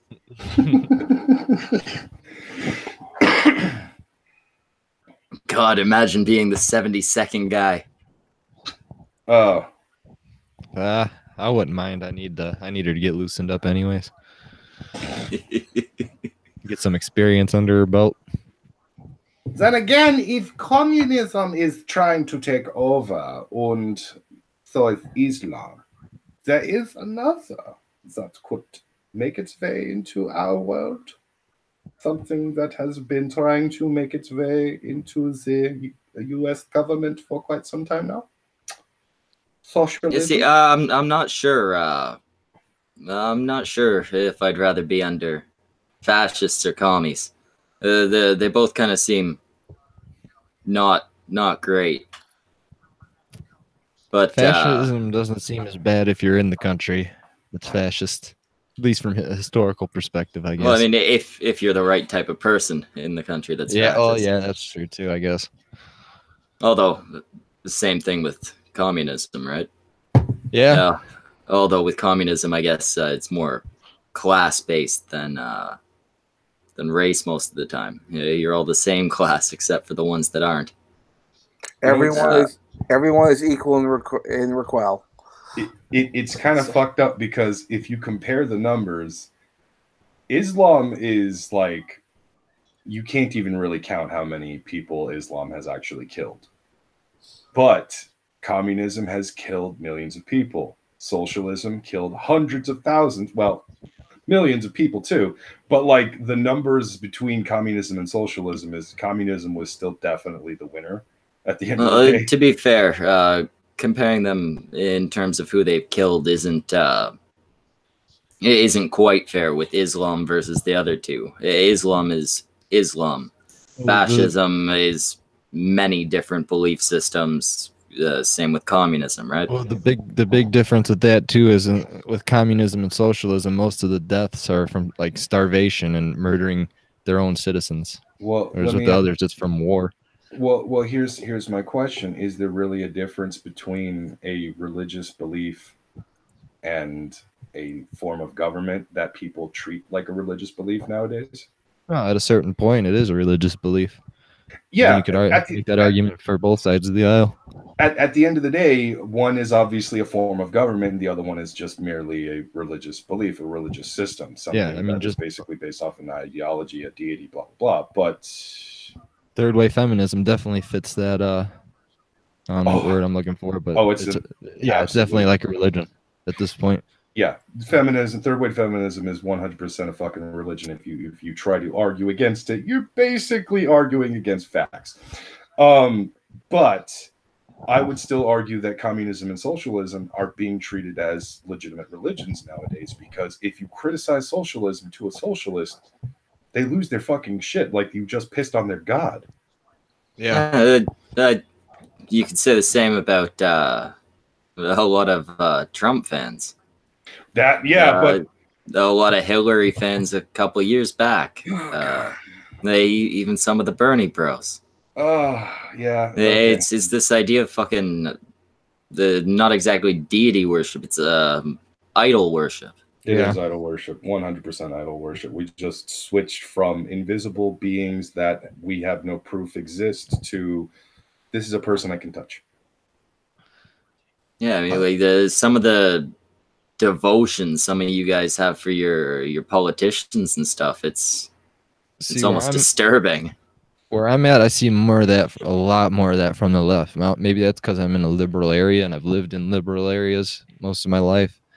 Yeah. But I mean, my experiences with right wingers, it seems like they're more open to criticism than people on the left would be.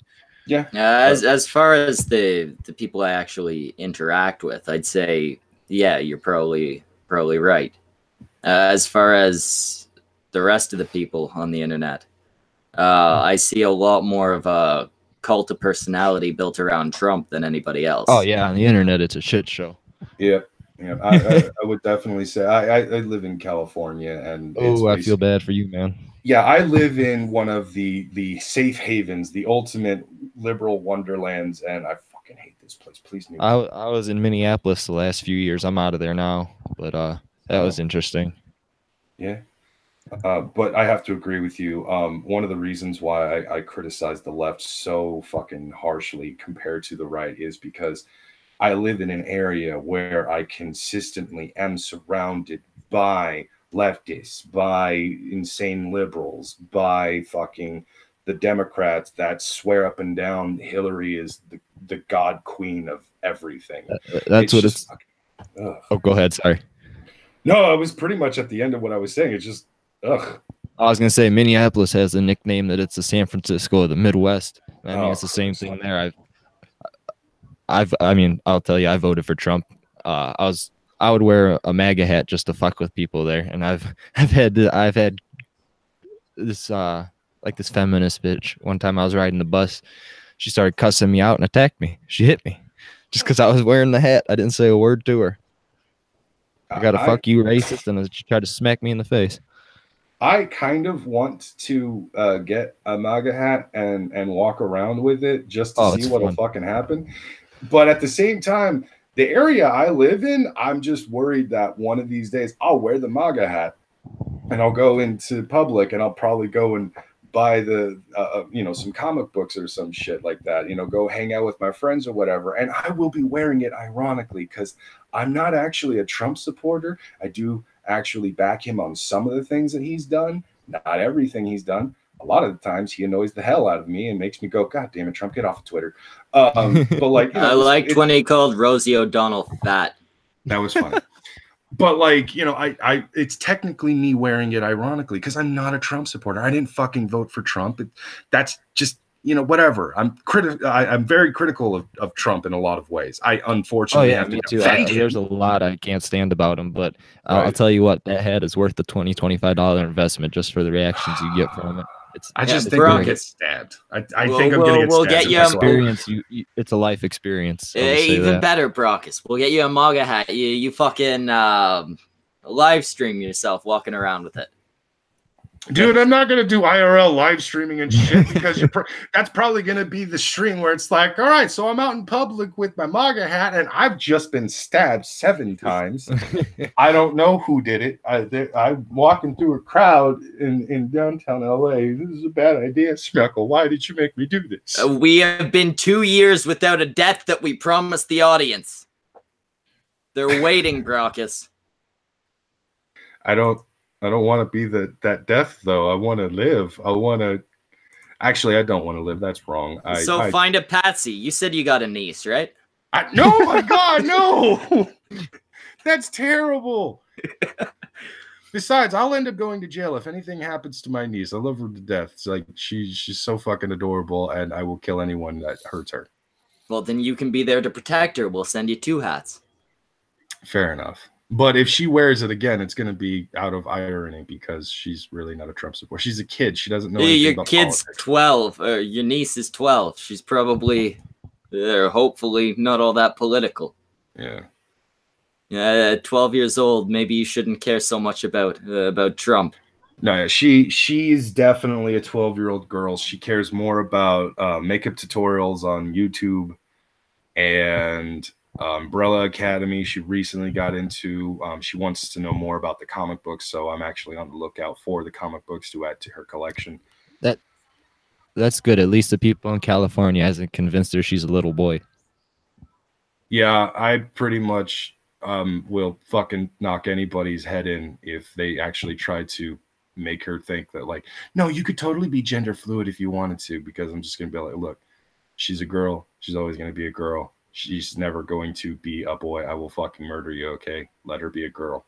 Stop trying. We're to gonna hear in like 3 months that this little boy came out as trans. Oh, I almost went. I swear, I almost went and stormed over to her school and probably would have gone to jail for this because I was about to knock one of her fucking teachers out. Because shortly after Trump actually was announced as the next president, one of her teachers, a substitute teacher specifically, but one of her teachers actually went on this anti-Trump rant. And she came home that day basically saying she hates Trump. And when my sister asked her, why do you hate Trump? Her responses were nothing more than the fucking kind of the horse shit you would see leftists basically spouting out. He's a racist. He's a racist. He's transphobic. He raped women. Oh, he's done all these horrible things. He's going to be huge. And so I lost my shit, and because like I was disgusted by that. I was very tempted to go to her school and fucking knock some heads in, because it's just like, look, when I was growing up, the only time we ever talked about politics was when we talked about politics in history. We didn't talk about fucking today current event politics. I mean, maybe that should be a thing, but for a very specific class and everything like that. But she's a kid. Don't ever fucking do this type of shit again, okay? I don't ever want my fucking niece coming home talking about fucking politics like she even knows what the hell is going on, all right? Yeah, especially that young. Yeah, I was so fucking pissed. I was fucking mad. I don't see a problem with bringing up politics in school, but when teachers inject their opinion into it, especially with kids that young, it's like brainwashing. Pretty much. So I sat her down at one point, and I sit her down every once in a while when I explain these things, because sometimes she'll bring something up that pisses me off more. Not she's pissing me off. It's the fact that it somehow got to her. But I'll usually sit her down and I'll explain to her, look, don't just take what other people say to heart. If somebody is being very critical of another person, you have to actually examine why they're being critical of that person. Mm-hmm. Do they have a genuine disliking towards them? Is there a personal reason they don't like them? Is it a professional reason? You can't just hate a person simply because someone else hates them. It's bad. I've done that far too many times in my life. It's really bad, because you never know, you might actually like that person. Like, from your perspective, they might actually not be a bad person, but you're basically cutting yourself off from knowing that by simply just going by what someone else says. Yeah, you learn for yourself, form your own opinions. Yeah, and I try to keep her as like one of those people that is really a free thinker, somebody who actually will think for themselves. She's still a kid, so she is going to go with the crowd, of course. Yeah, like, I mean, that's good though. I mean, she's young and you're telling her that. I wish somebody would have did that when I was younger. Took me a long time. Oh yeah. It took me. I made many mistakes in my youth. Hey, I voted for Obama. Wait, did you vote once for him or twice? I learned after the first time. Okay. Most people learned after the first time. The second time around, we weren't given much of a choice. It was keep making the same mistake or go with a worse one. Well, shit. I don't know which one to go for. Yeah, that wasn't a good election year. I voted Libertarian that year. I'm that sick bastard that if I really don't like anybody on the ballot, I'm just gonna create a new box and write something funny just because. I'm not throwing my vote away. I don't like anybody. So I'm not. No. Fuck that gorilla. God damn it. It's a gorilla. Stop crying over a fucking gorilla. Also, stop crying over a fucking lion, you goddamn retard, Ricky Gervais, you fucking ass. Cecil the lion, I'm so sad. Shut up. No, with the Cecil thing, like I get it, it's like dick move going out and killing a lion, but actually crying over it, like, okay, unless that lion was like a close personal friend of yours, fuck off. That lion was hunted and killed legally in every form of actual game, and no one in Africa gave two shits about it because the people that do live there know how fucking dangerous lions can be. Well, yeah, that's it's important to remember. A lion would kill you if it had the chance. Basically, but yeah, Ricky Gervais, like, when I heard he was crying about Cecil the lion, by the way, he named the fucking goddamn lion Cecil. It didn't have a name prior to that. It was just. Also, I'd like to point out, lions are from Africa and don't have names like Cecil. They don't. They wouldn't. I guarantee those Africans got to eat Cecil too. Probably. But Man, I'd eat a lion. Him bitching about fucking Cecil the lion, I'm just sitting there going like, I watched a comedy special from you where you held up a book of two dolphins, male dolphins, fucking each other. You need to calm your fucking ass down. Wait, so he was legitimately upset about it? He wasn't just like memeing it or something? Oh no, yeah, he was genuinely upset about it because Ricky Gervais, despite being a comedian, actually is highly against hunting animals for sport. He doesn't like it. Do you have to say despite being a comedian there? Is there a particular like comedian bias for hunting? No, because usually you would think these people just make fucking jokes about it. Like they'll say something about something, somewhat controversial, and oh, it's a terrible thing. Don't fucking kill animals for sport. Like, I really give a shit in my mansion. No, but Ricky Gervais was genuinely upset by fucking the death of Cecil the lion. And I'm like, are you fucking kidding me, dude? Really? This is the thing that you want to be super fucking passionate about? Fuck off. I mean, like, lions, I don't think are like endangered or anything, right? Not really. I mean, certain like, breeds there are plenty of them. I'm pretty sure they hunt them to like maintain the populations and shit too, right? That's part of the reason why hunting for sport in Africa is actually still a good thing. It's also good for the economy because a lot of that gets recycled back into the people and such in various places. Let me just say, the lion is my favorite animal. Okay, if you were to ask me what's your favorite animal, lion. I fucking love lions. They're fucking awesome. They're giant goddamn death machines in the form of a fluffy ass cat. What's not to love about lions? Look at that thing. That thing is fucking awesome. And who didn't love the Lion King? Yeah, actually, lions kind of look like they shouldn't be real. Like they look like they're fantasy creatures. They really do, and that's one of the coolest things about them. I also love tigers, but lion still wins because that fucking mane is just awesome.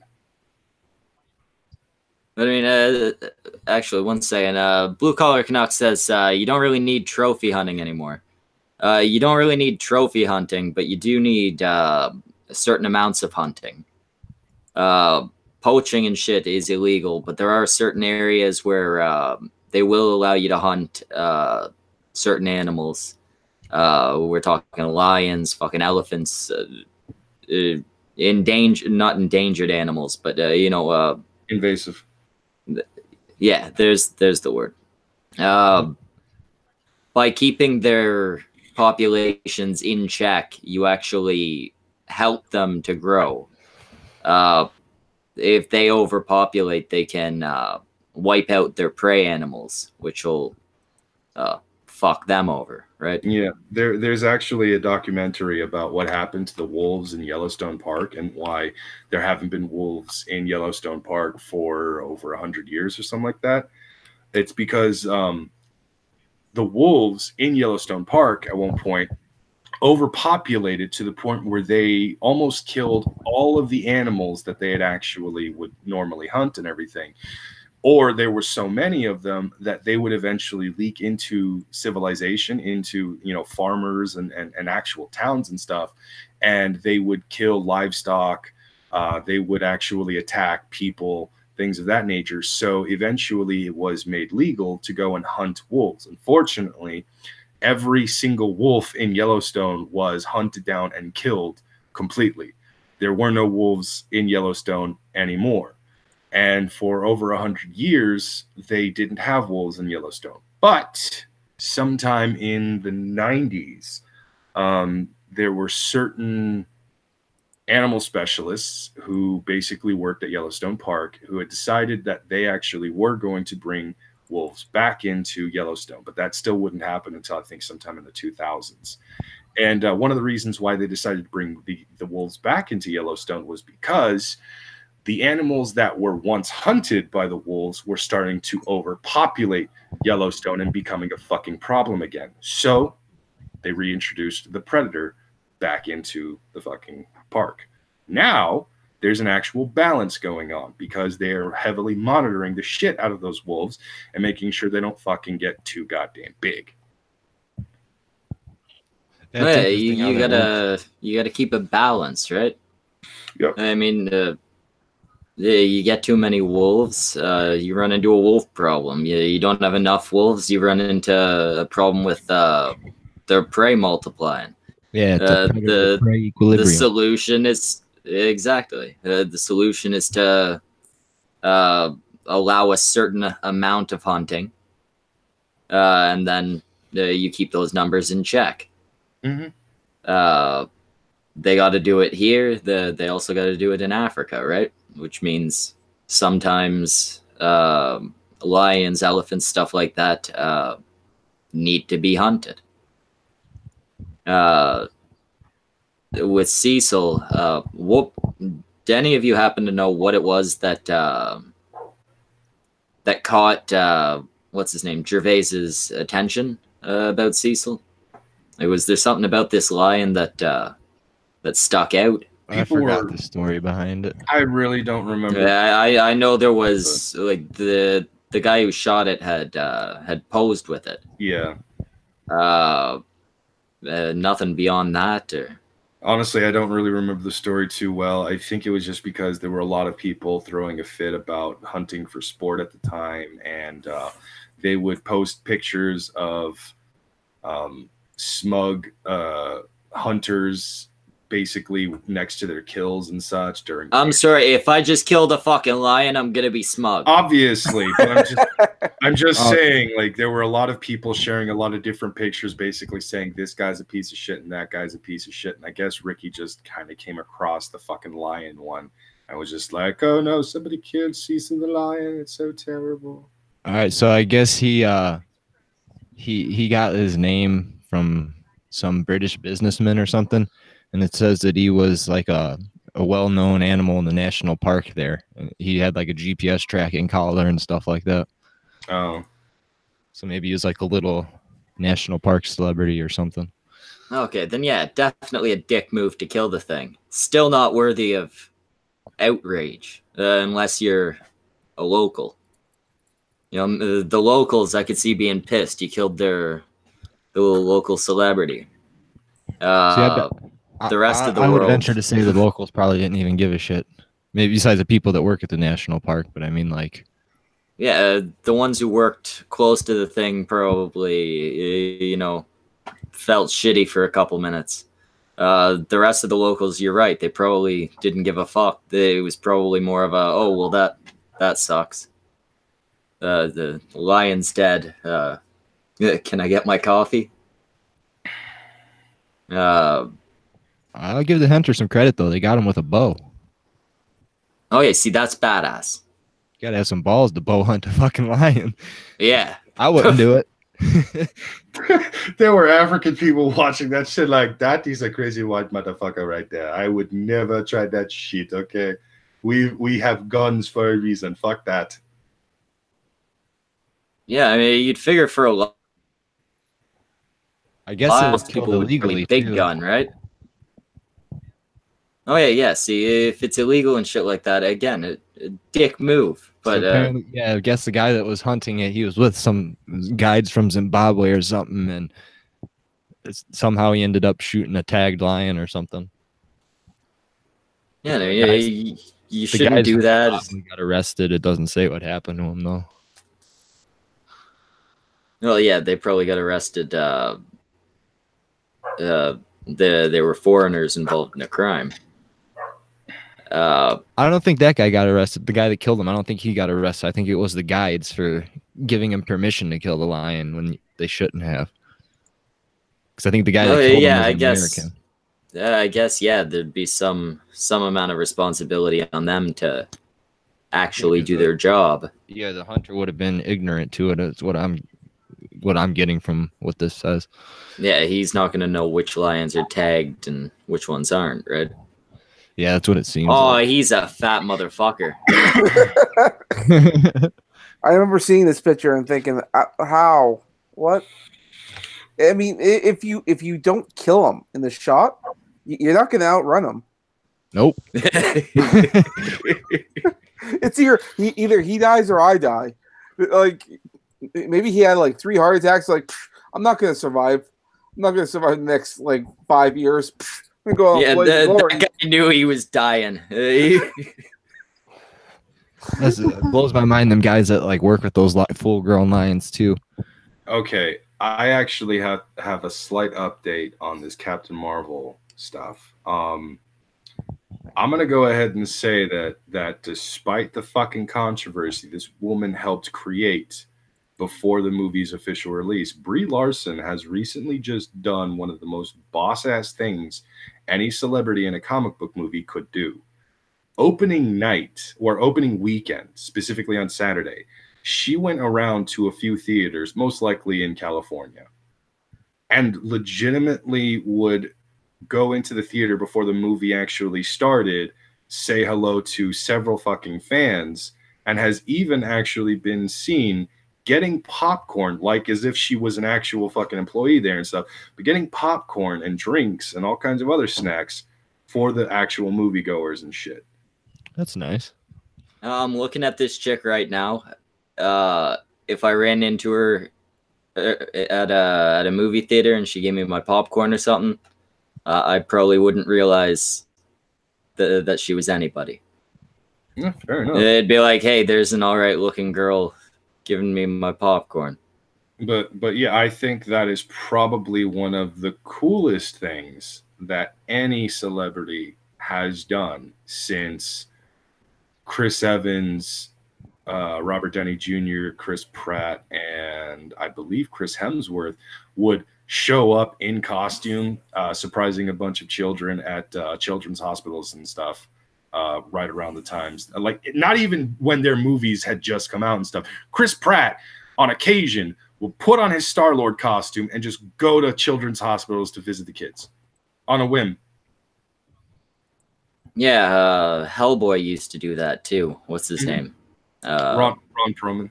Yeah, which is weird because it's Hellboy. Like, why would you go to a hospital? Well, and it had to be such a pain in the ass too, right? Like that's got to be hours of makeup. Well, I know like Johnny Depp would do that because he has a Pirates of the Caribbean like Jack Sparrow costume that he travels with all the time, and he might on a whim go off to a children's hospital and do that as well. Although I don't think he can do that anymore because Man, have you seen that dude lately? Well, yeah, he went through a really fucking bad divorce. It looks like it. Yeah, he got fucked up, but it got worse than that because his ex-wife alleged abuse and all that. Oh, I didn't hear about that. Well, I mean, for some reason it wasn't covered as much, but as a result, that's why he's not doing any more Pirates of the Caribbean movies, and that's why they're rebooting the franchise with new characters. Is it true they're putting a chick in that role? As far as I can tell, yes. I think her name is Scarlett, and it's a woman, and she's been like seen on the Pirates of the Caribbean ride in Disneyland. So apparently that's it seems like that might be the thing. We don't know for certain, but we know there is a new Pirates movie in the works, and it's not going to have Johnny Depp. Interesting. I don't see that doing very well. Yeah, I don't know. That sounds like it'll be Ghostbusters Part 2. Look, if you could do another Pirates movie and have Barbossa as the main character, I'm like, fuck yeah, that guy was awesome. I hate talking shit about chick characters too, but I mean, just the way that they always do it is so bad. None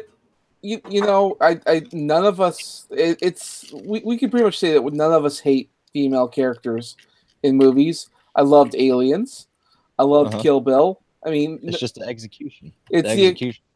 Exactly. I mean, if Brie Larson wasn't going out there and telling feminism and like, I don't want white men to see, or 40-year-old white men to see my movie, saying stupid things like that. I mean, and then like with Ghostbusters, it's just like they tried way too hard to be funny, and it's just like, and like the PC jokes are just awful. Yeah. It just didn't work. Maybe if the 2016 Ghostbusters wasn't Ghostbusters, it was something else. Maybe it would have done okay, but it was a pretty mediocre script. Just like Captain Marvel, that was a fairly mediocre movie. They're not that good, and they seem to be like the only way we can get any views is if we drum up controversy. Yeah. I'm wondering if that female director in Captain Marvel had a lot to do with it, because I was checking her out, and she looks like the kind of woman that would be fighting the patriarchy.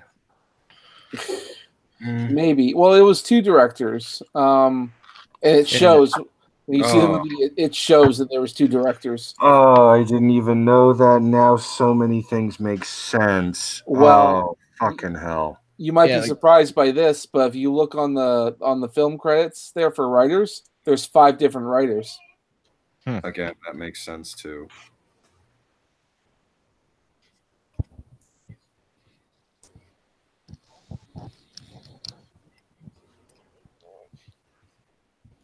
I'm just scrolling through the Captain Marvel hashtag, and like, there's some hate, but it's mostly just like extremely positive shit, and I'm just like, Well, is it positive? I mean, did you guys see the Rotten Tomato nonsense? They dropped like another 4 or 5% since I saw it yesterday. Well, the other thing is it was also the reviews, because when the reviews came out there, a bunch of people who were leaving positive comments and reviews, they were saying the exact same thing. It was literally copy and paste. Copy pasta. It was just a spilling avalanche of copy pasta, and it didn't look good. It just does not look good. And not to mention, there's all shenanigans going on with Rotten Tomatoes prior to the movie coming out. It's like they needed to manipulate. They had controversies like that before? Well, I mean, controversies before movies come out have happened before. Like, look at the Ghostbusters and all that. The stuff I'm hearing with Captain Marvel is stuff I've never heard of before. Like an entire, like Rotten Tomatoes completely bending a knee, and well, I shouldn't say that because I don't know if they did or not, but it seems that I heard way. that they were removing reviews. They drew up tens of thousands of reviews. I think it's pretty clear they were trying to accomplish something. Yeah. Yeah, it's pretty obvious. Then the worst thing is tens of thousands of reviews for something like 4%. That's ridiculous. Dedication right there. To be honest, I think what might actually be happening with that Captain Marvel hashtag is that a lot of people were probably just swarming the hashtag, like basically, saying they love the movie, blah, blah, blah. And the reason why the majority of what you're seeing is going to be like, pro Captain Marvel movie, pro review type stuff is because like those are the ones that are the most recent using the hashtag. I think if you go further back with the hashtag, you're probably going to see a lot of people shitting on the movie. But at the same time, let's not go ahead and rule out the possibility of Twitter actually being very conspiracy theory with the whole, let's delete all the negative stuff with this hashtag. That's important. Yeah, I don't trust Twitter at all. I don't trust social media. Did you guys did you see that last podcast, Joe Rogan with Jack Dorsey? I'm halfway through it. That's the shit I'm hearing on that is quite interesting. I've seen clips. I haven't seen the whole thing. Yeah, I think Tim Pool did a good job with him, but I don't know. That didn't really change my opinion on anything. They're just gonna keep doing what they do. Yeah, You can tell by the way he talks. No, with Twitter, it's blatant at this point, right? Like there's no attempt to hide it. Well, see, the thing that's so stupid is he said he wants to give people, he wants to give, I forgot exactly how he said it, but he wants to make speech available for the most amount of people globally. And what Tim was saying is that if you want to do that, why wouldn't you just follow like the precedent set by the United States with free speech and, just stop anything that incites violence? Then that way you're not censoring certain people in order to protect the feelings of others. Yeah, exactly. Yeah, if you want the most speech to be available to the most people, then censor less. It's not a difficult concept. Yeah, well, and they were talking about how, like with the whole transgender thing, they were banning people for misgendering people. And his reason for that was because there's a high suicide rate with the trans community. But he's also ignoring science. And both of them, I guess, could be considered valid opinions, depending on which side you're on. But if we're going to talk suicide rates, then the whole kill all men thing, men traditionally have a significantly higher suicide rates. Kill all men shouldn't be allowed, right? Yeah, that's pretty much the points he was making. I don't know. It was a good podcast, just for the way Tim got into the lawyer, whatever her name was, and Jack, and how they kind of dodge around it, and they act like it's basically like they're there to listen to the criticisms, but they're not going to act on it. I hate to call her the woman who on that stream, but that's only because she has a very hard to pronounce and hard to say it's name. Something weird. But she was, I think it was, or something. Yeah, but she was the person in charge of the Trust and Safety Council at Twitter, and she had some it sounded very lawyerly responses, like pre-written kind of things, the way she'd spout stuff out. Same thing with Jack. But then again, I saw the exact same thing with Mark Zuckerberg when he was testifying in Congress and all that. These people have they've gone through scripts. They probably rehearsed every single question that could possibly be asked. And that's the part that gets me. I'm like, there's no real trust. I feel like I'm talking to a robot some of the times. Oh, especially with Zuckerberg. And I mean, Dorsey, anytime he got a tough question on that podcast, he just deferred to the chick. Yeah, he was pretty bad. I mean, if you've got someone you can pay to sound smarter than you, might as well fucking pay them, right? She didn't really sound that smart, though, so. So you just got to sound smarter than the guy paying you. Yeah, I guess so. I mean, at one point, though, if I were in Jack's position, I can't say for sure I'd be handling it differently. He's the CEO of a company. At the end of the day, it's about the money, right? Yeah. I guess that's true. He has I to mean, the cater guy to. is the CEO of like 5 different businesses, so I mean, how much he actually knows about Twitter is kind of up in the air too, with like what's going on there daily, you know. Yeah, I'm he's sure he's the busy with a top lot guy. of other He's shit. not day-to-day operations, right? Mm-hmm. But as far as when he's actually being questioned about it, when it's being brought up directly to him, that's the point where, as a CEO, you're now answering to the public, right? Yeah. That's the point where you should be making sure that you make an effort to fix the problems. Well, it's hilarious. At one point, Tim's making the point that their policy is ideological just because of how it is. It's, enforced on one side and not the other. Like it's more enforced against people with right-wing views and left-wing views with the whole transgender thing. Anyways, Tim gets to making the point, and he's talking to the lawyer lady, and he finally gets to the point where she can't give any of her little Weasley answers or little legal style answers, and all she says is, "Thank you for the suggestion." Really, that's it? her legal foo has failed her. Yeah. Yeah. See, at the end of the day, I don't know how much of the censorship and the one-sidedness of the censorship can be directly blamed on Jack. But at the end of the day, it's his company. Yeah, I mean, a lot of it has to be because he has to sign off on the policies, I'd imagine. If I had to give out my theory, I'm pretty sure the reason why it is the way it is because there's too many people that can be looked into. Like, you can't hire someone to monitor everyone's Twitter, happenings and whatnot. So they had to create an algorithm, and when you create an algorithm, the stuff that you're putting in there to monitor and ban and all that kind of stuff isn't really equipped to deal with all the people and the nuances and all the other kind of, a machine can't pick up sarcasm. Uh-huh. It can't pick up context. it can't pick up context. It just sort of does what you tell it to do, and it just sort of does it.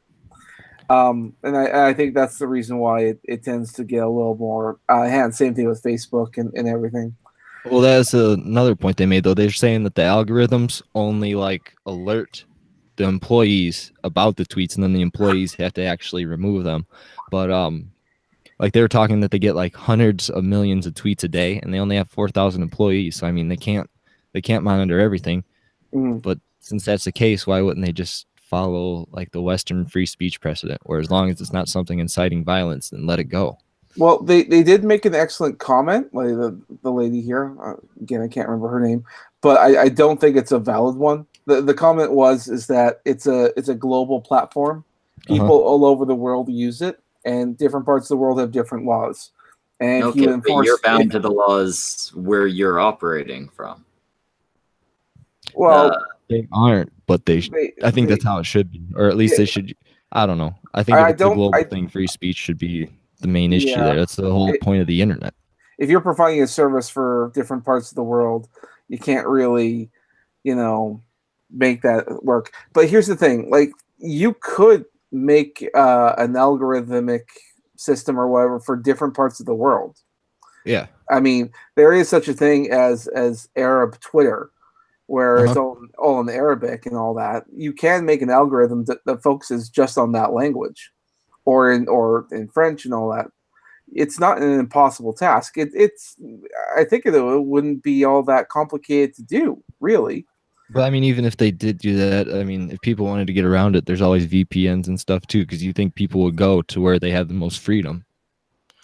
Yeah, and that could be. I don't know exactly how VPNs work. I've never used a VPN, but it basically it masks your IP address. So say I'm in the United States and I wanted to, or say I'm in China and I wanted to access a site that's blocked in China that's located in the United States. I could connect to a server that's located in Russia, and it'll feed the website data through that that server in Russia to my computer, and it'll look like I'm visiting the website from Russia instead of China. Oh, okay, that's good. Yeah, because China, fuck, they're having all kinds of problems there. You can't, like, all the internet is limited. I have a friend, he's Chinese. He goes visit the family every couple of years. It's like it's a nonstop dead zone. You can't access social media or nothing. Yeah, I mean, I have a That's the feeling thing. we're not too far off from that if certain things play out. Twitter could limit itself to content that is appropriate for China. Mhm. They don't. So clearly Twitter does have a limit on how much they'll bow to foreign countries, right? So I see no issue, like no reason why they can't go with American freedom of speech laws. Yeah, exactly. I don't know. Yeah, I don't get why they just don't do that either. It's an ideological thing, I think, at the end of the day. Dude, you can't let the women folk in the Arab countries get access to Twitter, okay? That's too much freedom. That's Hey, too is this much. Here we're expected to watch our own fucking kids, right? The Arabs can watch their fucking wives. They're allowed to drive in Saudi Arabia now. Oh, that's true. They're so progressive now, aren't they? So the Saudis are getting cucked. Man, it's ridiculous.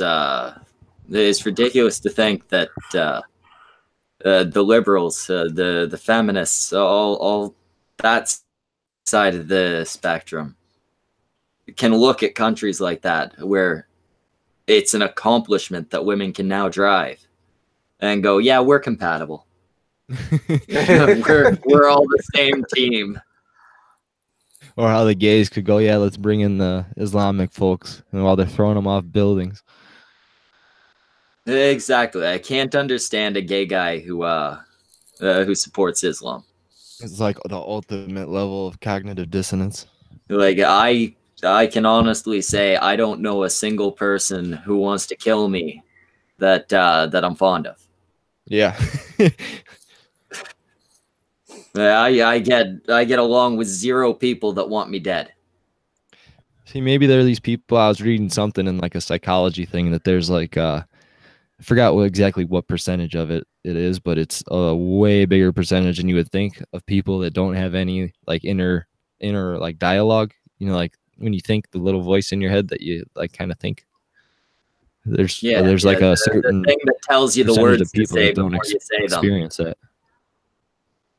Yeah, I was reading about that. It was when the whole NPC meme started. Yeah, that's what I started digging into it after I read up on that a little bit. I don't know. I can't even like fathom how that would work. Yeah, I can't either. It's bizarre. How do you think of the things to say if you don't have your brain telling you to say them? I was reading something on Reddit. It was some guy that posted it, but he could have been lying for all I know. But he was saying that he was like that for so many years, and one day he just realized that he could think. I don't remember what exactly brought it out, but he said instead of like thinking through what he would say, he would just spout it out, I guess. It sounds like Asperger's. Might be. I don't know anything about Asperger's, but could be.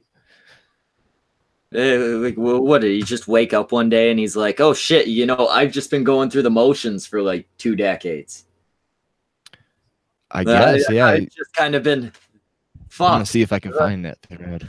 Free will. I didn't realize. And this thing thinks. I can't understand not having that voice. Although I also can't understand having multiple of those voices, so yeah, maybe it's a personal experience thing. I mean, I've done psychedelics before, and I've never even had that happen. Yeah, I mean, even on acid, you're not getting extra voices, hopefully. But I mean, it's boggling to even think of. I mean, I'm saying words now, and before I say them, my brain has to tell me to say them, right? Like no inner monologue to me means no no brain function beyond whatever's making you breathe. Yeah, here's someone that posted in Reddit about it. They said, I have no inner monologue and no thought process. It said, I find it unusual. I have no inner monologue in my mind. Basically, I don't think. Everything that evolves in my head revolves around knowledge I already have or just sudden realizations, but I don't ever think in language, pictures, or things. But every time I consciously do start thinking, I just drift away. Wouldn't you have to think in language to type this out? I would think so. I mean, that's what I do.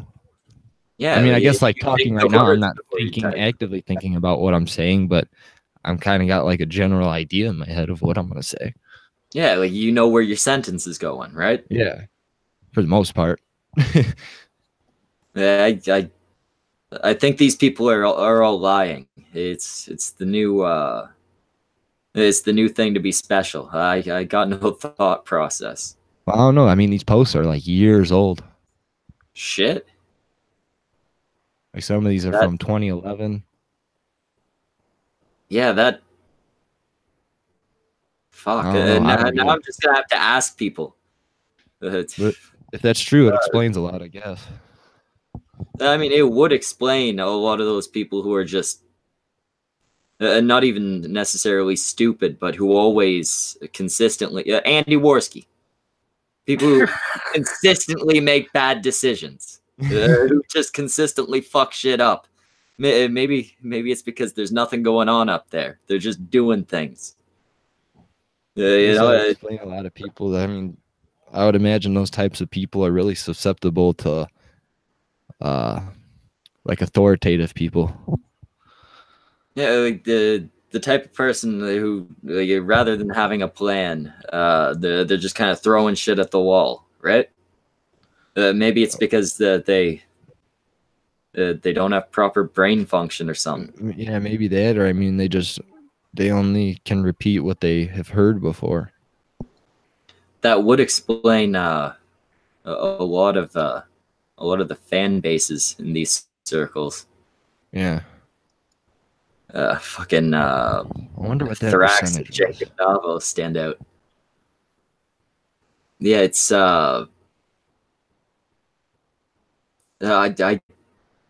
it's an interesting thing to think about, but it's I think it's got to be bullshit. I mean, even to be able to explain the fact that you don't have a thought process, there'd have to be a thought process behind that. We're talking running a computer without the fucking software. I mean, there's like legitimate studies on it, so I don't know.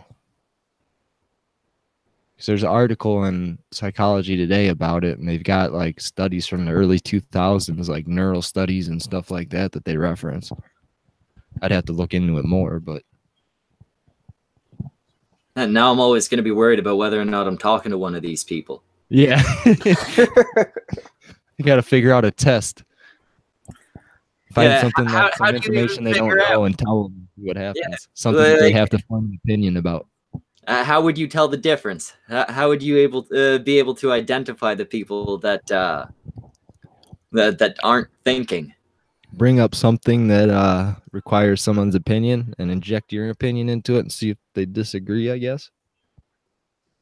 Yeah, I guess so. Kind of like feel them out. Have new thoughts, then ask their opinion on something they don't have an opinion on.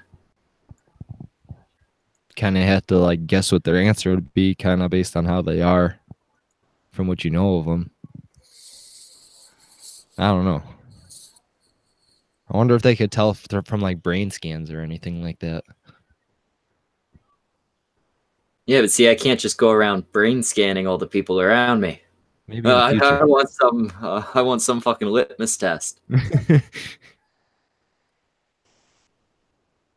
Yeah, I mean, I can definitely think of people that seem like they might not have higher brain function. Oh, I could think of a ton, but I don't know if I would chalk it up to like no dialogue inside their head. Exactly. Most of them are just dumb, not Without the dialogue, you'd figure you'd come across as like robotic, right? Yeah, that's what I would think. A fucking Mark Zuckerberg type thing. Yeah, maybe he has no inner dialogue. Man, that would make Facebook fucking scary. That would be just an idea that popped into his head, and he was like, It already "Okay, is pretty I'll be scary. a millionaire." No, he is actually a terrifying human being. Oh, I agree. The way he is, Well, how he presents himself. it's not hard to believe that he could be like an android or something. Like he's a real life human being, but he gives you that uncanny valley feeling. Winnie the Pooh is a literal representation of mental states in humanity and acceptance of them all as personalities, not disorders. Yeah, that's actually a myth. But I do like the theory. Eeyore is supposed to be depression. Yeah, I think the I rest heard of about them all that have before. things. Tigger, I think, is ADD. It's a nice little comparison, but from what I understand, it's entirely false. What was his name? Milne, the writer, is on record. So what the fuck was that? God, that guy. Jesus Christ! When Photoshop goes too far. Did you see when they did that with Trump's mouth and his eyes? They look exactly the same. That's bad. I don't want to think about it. It was a mistake to click that. I wish I didn't do it. Oh, I think he looks more normal like that. Could be.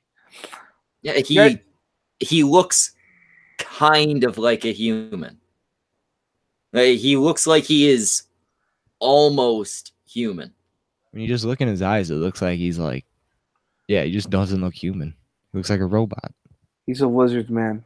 Yeah, Look at that hairline. He looks like he's CGI. He's got like a miniature version of the feminist bangs.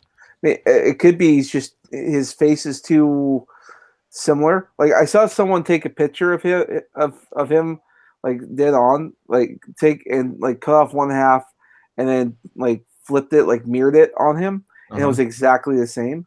See, I've always heard like symmetry in faces usually makes people more attractive, though. He's supposed to be symmetrical. Yeah, it can be, but the thing is, I think he's got like an extra large head, and that he's too symmetrical because he was perfectly manufactured. His head is like the exact same width of his neck too. That's kind of weird. If it wasn't for the odd moles and marks every now and then, I'd be like, nah, bro, this ain't real human. He'd look like bald. I don't want to think about it. I bet you he doesn't grow body hair, so he's more aerodynamic. No, oh wait, those are bags under the eyes. That's a human trait. I was not looking forward to this fucking Congress interview or whatever. I rehearsed it for days. I mean, some of the pictures of him, like the way he walks and stuff. I think he might be, different in the head. He's probably autistic or something. Yeah, like something's different. Yeah. His expressions are fucked. The way he speaks is fucked. The way he moves is fucked.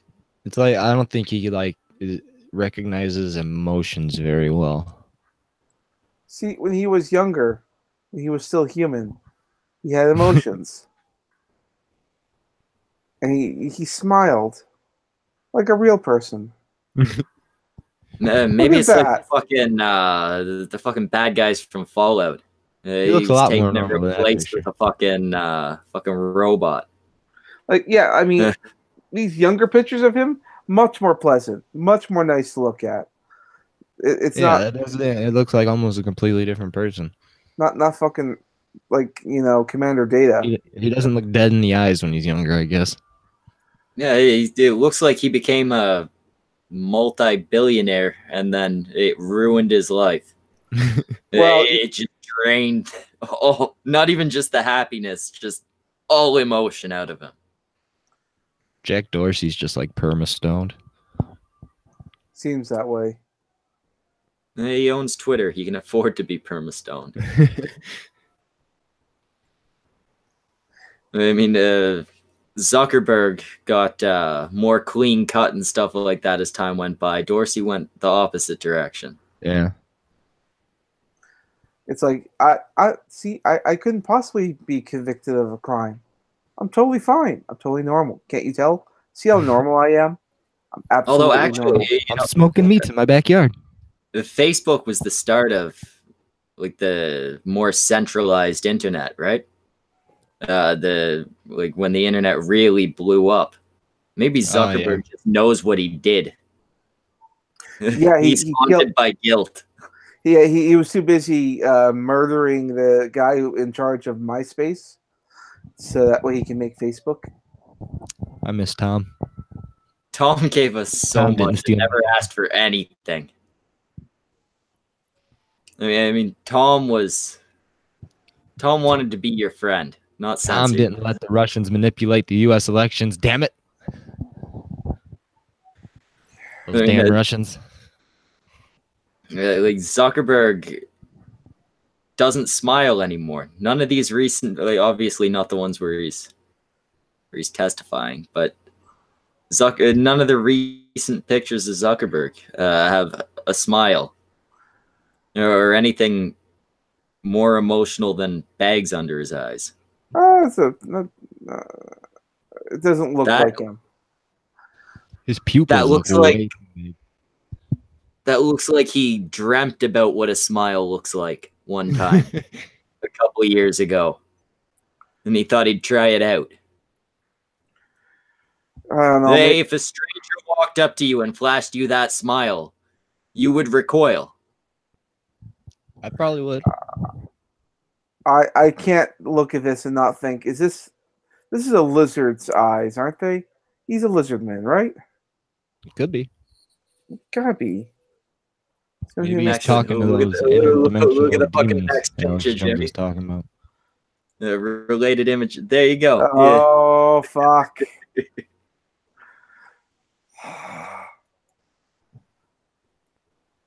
He's a shapeshifter.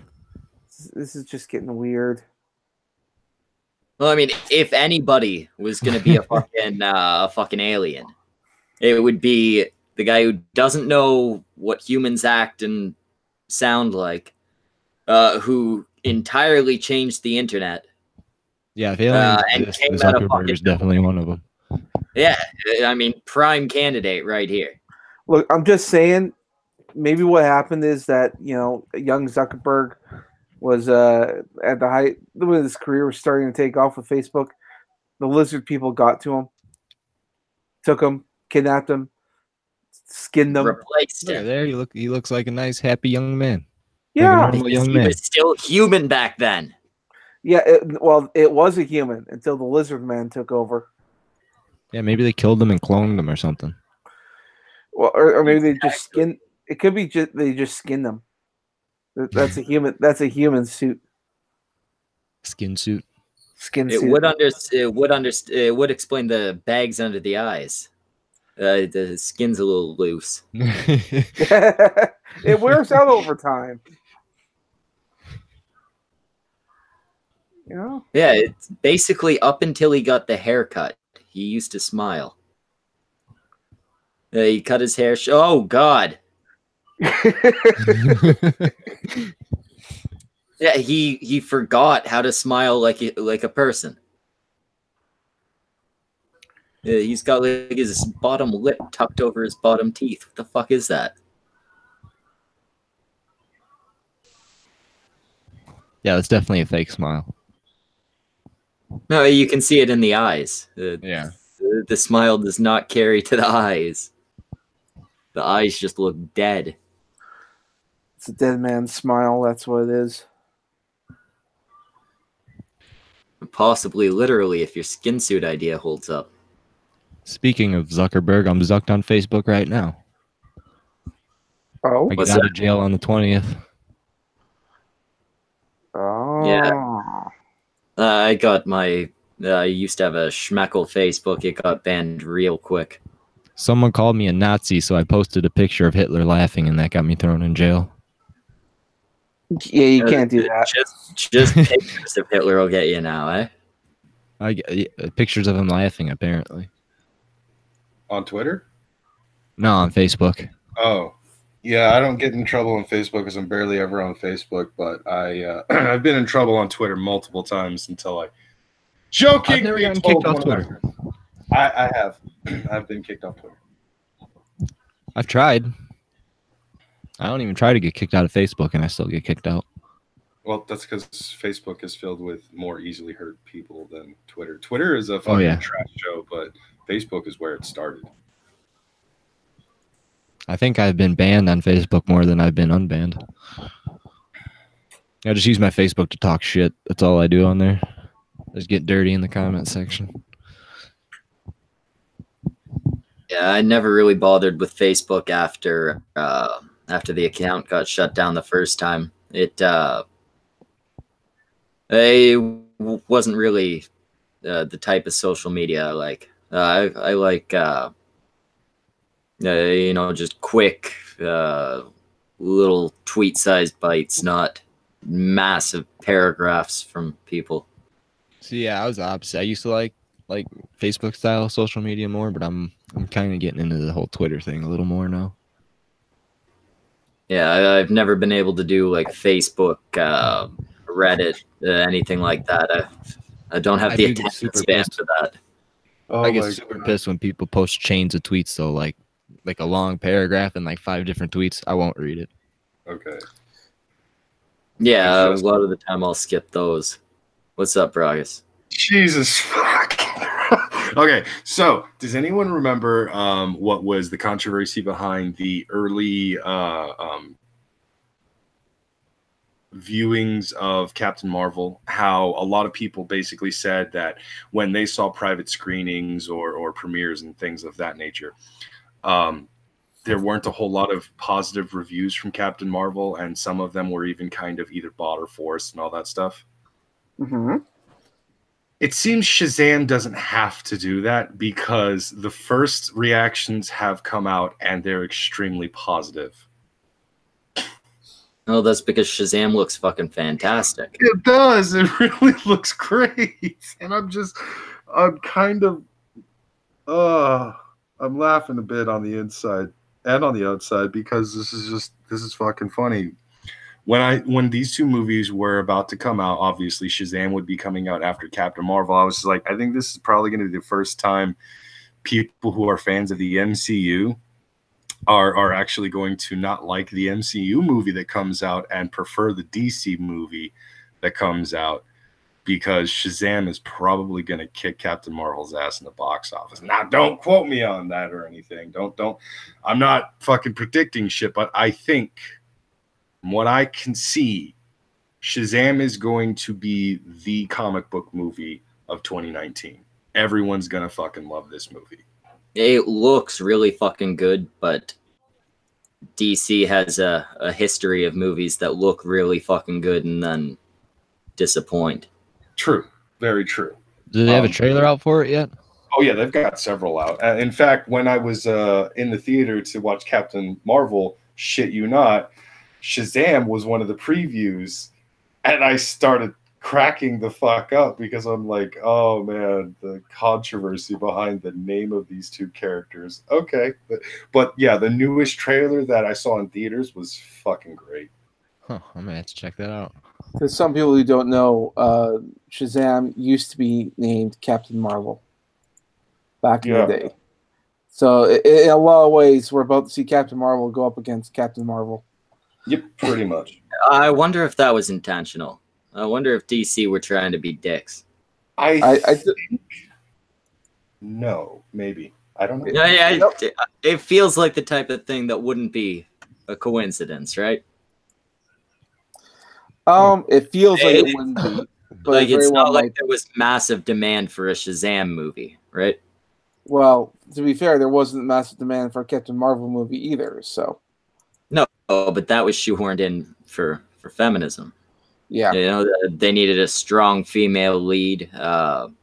They, out of the options you have, Captain Marvel was probably the best one as far as the more popular heroes go. Shazam, you know, there's no political angle. It just looks like a decent movie. I can't see any other reason. I can't see it being a coincidence that the two Captain Marvels came out so close to each other. yeah, that could be. Also, I just mean, like. plus, Yeah. it's got to help with advertising, right? Captain Marvel blows up. Meanwhile, you have a character who shows up at least some of the time when you search Captain Marvel. Yeah, That makes sense. It looks like it's going to be a really good movie. I'm just kind of expecting another Batman versus Superman. yeah. Well, I can understand why you'd think that. I'm pretty sure it's going to be really good. I mean, Aquaman was pretty good as well. I enjoyed myself with that movie, and it did make a lot of money for DC. So Yeah, it was probably one of their best-selling movies so far. I think it actually beat Wonder Woman in the box office on opening weekend. And overall, And pulling that off with Aquaman is that's an accomplishment. yeah, I'm not that surprised. Like, first of all, they have Jason Momoa as Aquaman, so that's already pretty much a guaranteed fuckload of moist women sitting in the fucking seats. So, let's not beat around the bush there. Jason Momoa was a main driving point for the majority of the newfound Aquaman fans. You're all a bunch of fucking fakes, all right? You used to make fun of me for liking Aquaman. Fuck you all. But the other reason why Aquaman did so well is because the movie itself is actually good. It's entertaining. It's funny when it needs to be, and it's serious when it needs to be. There are a few moments where they try to be funny when they shouldn't be, and they try to be serious when they can't be. The music kind of drives me insane at times. And there are some continuity issues with this one as well, because I'm not going to lie, if I see continuity issues with the fucking movies, I'm going to get pissed about them. The thing, though, with Aquaman is that the continuity issues are nowhere near as fucking just piss in your face, calling it rain bad as with Captain Marvel. Captain Marvel just completely reboots already established things in the MCU. Aquaman just simply rewrites or confuses the audience on when events actually took place or why he's talking to Mira specifically in a weird way. It's just confusing, but you can kind of get past it. Yeah, the continuity issues bother me, but yeah, you kind of have to expect that when you have so many different writers involved, right? Yeah. No, I will never accept that. That's fucking lazy writing because these movies are fresh, goddammit. This isn't going all the way back to the 1970s and 80s to fucking try to remember what happened in the fucking movies, goddammit. The continuity issues that happened at episodes 1, 2, and 3 can somewhat be forgiven for the fact that they were several decades apart from each other. But still, for fuck's sake, Lucas, you were on set and know the goddamn movies like the back of your hand. You should have known this was going to piss everyone off. But continuity issues in a franchise that's been ongoing for the last 10 years, everyone should fucking be on the same goddamn page and know exactly how to handle the continuity. But no. Too often do we get fucking lazy-ass writers who just want to go ahead and fucking, well, I think that this is actually how it would have happened from Aquaman's perspective. Bitch, that is not what happened in Justice League. You need to sit the fuck down and rewrite that entire scene, you little cunt. Well, no, and it is lazy writing when they allow these mistakes to creep in. But it's the result of not being consistent with your writers. If you're gonna work on a project, ideally, you should be using the same. Fuck everybody else, but at least the same writers and obviously cast. How much of the blame does the director get for that, though? The director's supposed to be holding the whole fucking thing together. The director, at the end of the day, gets all the fucking blame. The director will actually get the majority of the blame when there's problems in the movie, just because even though, yes, the writers fucked up, the director should have caught it. Yeah. I mean, look at the Batman movies with Clooney. Director of those movies has come out and said, yeah, you know what? It wasn't my fault that the movie sucked, but I was the director, so it was my fault the movie sucked. Oh, Joel Schumacher. That's There we it. go. The guy who put nipples on the bath suit. Yes, the guy who put nipples on the bath suit. I'll say this much. Despite how fucking god-awful the Schumacher movies were, they didn't break the continuity. Once again, pointing out that these movies were made several years apart from each other.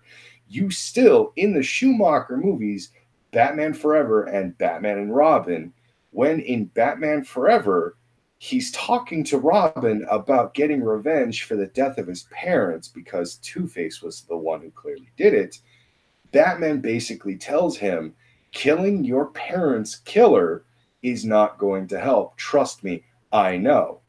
Because Batman killed the Joker who killed his parents in the first movie with this goddamn franchise.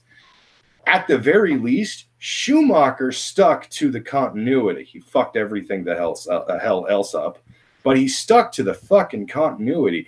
Followed up with, and I will go ahead and actually defend Brett Ratner here, once again, fucked up the entire goddamn franchise. Just made everything absolute garbage with X3, but he didn't fuck up the continuity.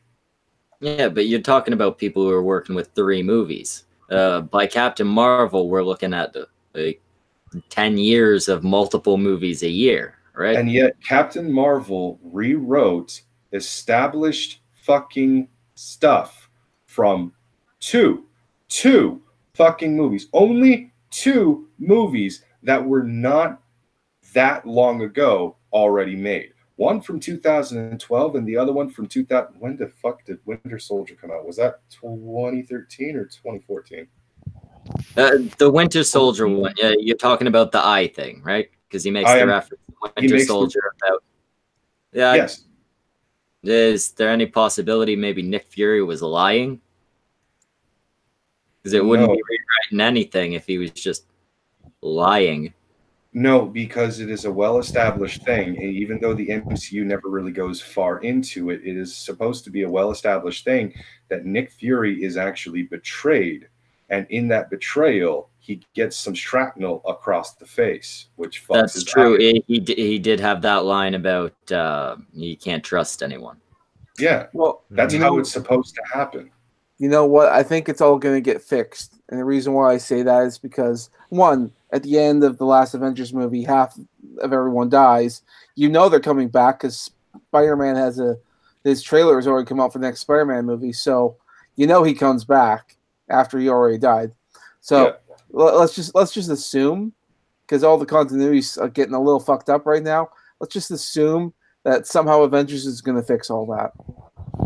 No, because that's basically completely fucking with the entire timeline itself, going all the way back to the 90s to actually alter the events that are supposed to legitimately predate Iron Man. Like, I know. There are certain things that happen in the movies that cause other things to happen. It is a domino effect. Captain Marvel comes in and flips the fucking table over. That's what it does. This is why prequels are dangerous when it comes to very successful franchises like this. Name me one fucking movie that predates in continuity, in the fucking actual chronological order and shit. Name me one fucking movie that predates episode 4's events that do not in some way fuck up the continuity. One movie. Name me one. There's 5 you can choose from. right now. All 5 are guilty of fucking up the continuity. Episode 1, Episode 2, Episode 3, Rogue One, and Solo all fuck up the continuity of Star Wars Episode 4. The only one that's less guilty of it is literally Solo, because in all honesty, if you eliminate all of the Star Wars elements for that movie, it holds on its own as a really good movie. I actually hate the fact that I can honestly sit here and say I've seen Solo. It's not that bad. It's actually a pretty entertaining movie. I just hate all of the Star Wars shit, because if it wasn't Star Wars, it'd be fantastic. But because it's Star Wars, I have to hate it, because Disney did the thing they said they weren't going to do with Solo's name. Fuck you, Disney. I wonder why they have all these continuity issues. I know people get pissed about it, and it happens all the time. I don't get it.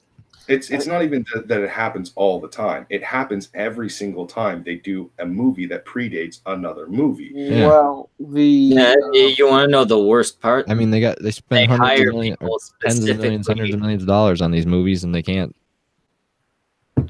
That's the worst thing. They hire people. They pay people. They give people money. It's like To one spot of the these most things. basic parts of the movie.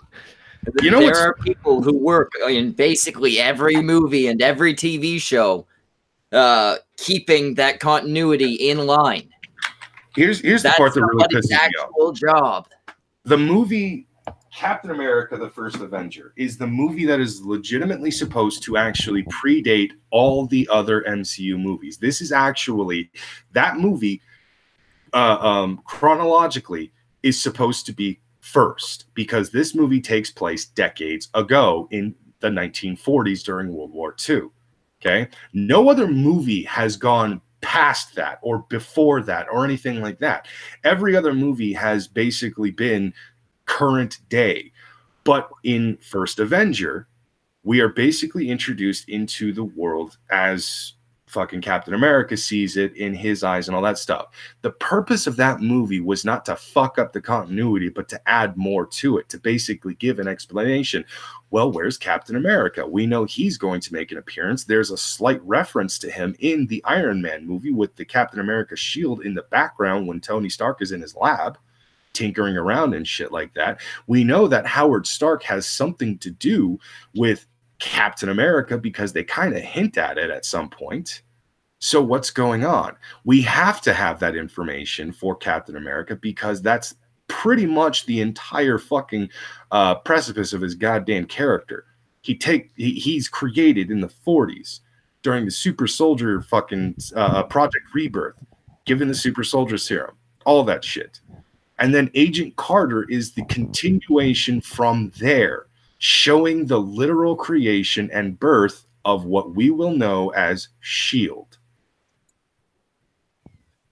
These are 2 examples of doing the job the way it's supposed to be done and keeping the continuity correct. Now, I don't know much about Agent Carter. I haven't really watched it, but there isn't a whole lot that they can do in Agent Carter that completely fucks up the modern day Marvel movies, because all of their stuff is taking place now. So you can actually accept crazy shit happening in the 1940s with Agent Carter and the birth of S.H.I.E.L.D. Everything else, however, example, Captain Marvel, again, flips most of what we've been given in the MCU completely over. It takes the domino set that has been set up for us and is going to give us a brilliantly made picture with fucking fun pieces. And all you have to do is flick the first domino and everything falls in place. Then Marvel comes in and flips it the fuck over with its goddamn continuity issues. Fucked up. And yes, as Schmeckle pointed out, people are literally hired to not do that. Yeah, there are people hired for basically every production to make sure that doesn't happen. And yet it's happened over and over again. Yeah, I think they might be hiring the wrong people repeatedly. They are clearly. They need to hire somebody like me who's obsessed over this shit and basically will actually fucking do the job for probably less than what these other people are getting, because they're probably asking for way too much money for a half-assed job. Uh, is there any reason you could think of that they would do it on purpose? To be Yes. honest, yeah, there's plenty of reasons I could actually think of. My mind will sometimes jump into the whole conspiracy theory fucking mindset, and I'll just sit there and come up with all kinds of far-fetched ass ideas that why they've done it this way or why they went that route. And yet at the same time, I hate when I do that, because it's like, I just sound crazy. Well, yeah, but I mean, like we said, they're investing all this money in these movies, and it's still happening. It gets to the point where you have to assume it's being done on purpose. I mentioned to Schmeckle and Brockus on a different stream, or maybe it wasn't you. I don't know, but I have a theory as to why this movie is so bad, and I do believe it's done on purpose. You see, if you notice anything about the comics, they've also been doing not so good because they've been changing characters around, introducing a bunch of new ones, replacing legacy characters with new characters. If Captain Marvel does really well, then they have a good reason to go ahead and introduce these other characters. That being like Riri Williams, who replaces Iron Man. Falcon becomes Captain America. I forget the name of the Asian guy who becomes the Hulk. They just replace them all with newer, younger people. Uh-huh. And it didn't go well in comics. It went really bad to the point where, like, it sounds like Marvel's shutting down, or is going to at least. So you could see echo in the movies as well if they decide to go in that route. I mean, Captain Marvel used to be Miss Marvel, a much more popular character back in the day, and Captain Marvel, they try to push her and it doesn't work. She's had 8 relaunches. Like every series she does gets canceled, and then they relaunch it as like the new Miss Marvel or the new Captain Marvel this, or the Carol Core or whatever it is they're trying to call it. Doesn't work.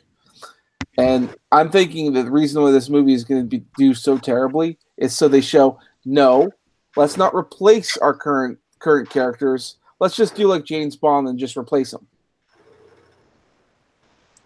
You just said replace twice.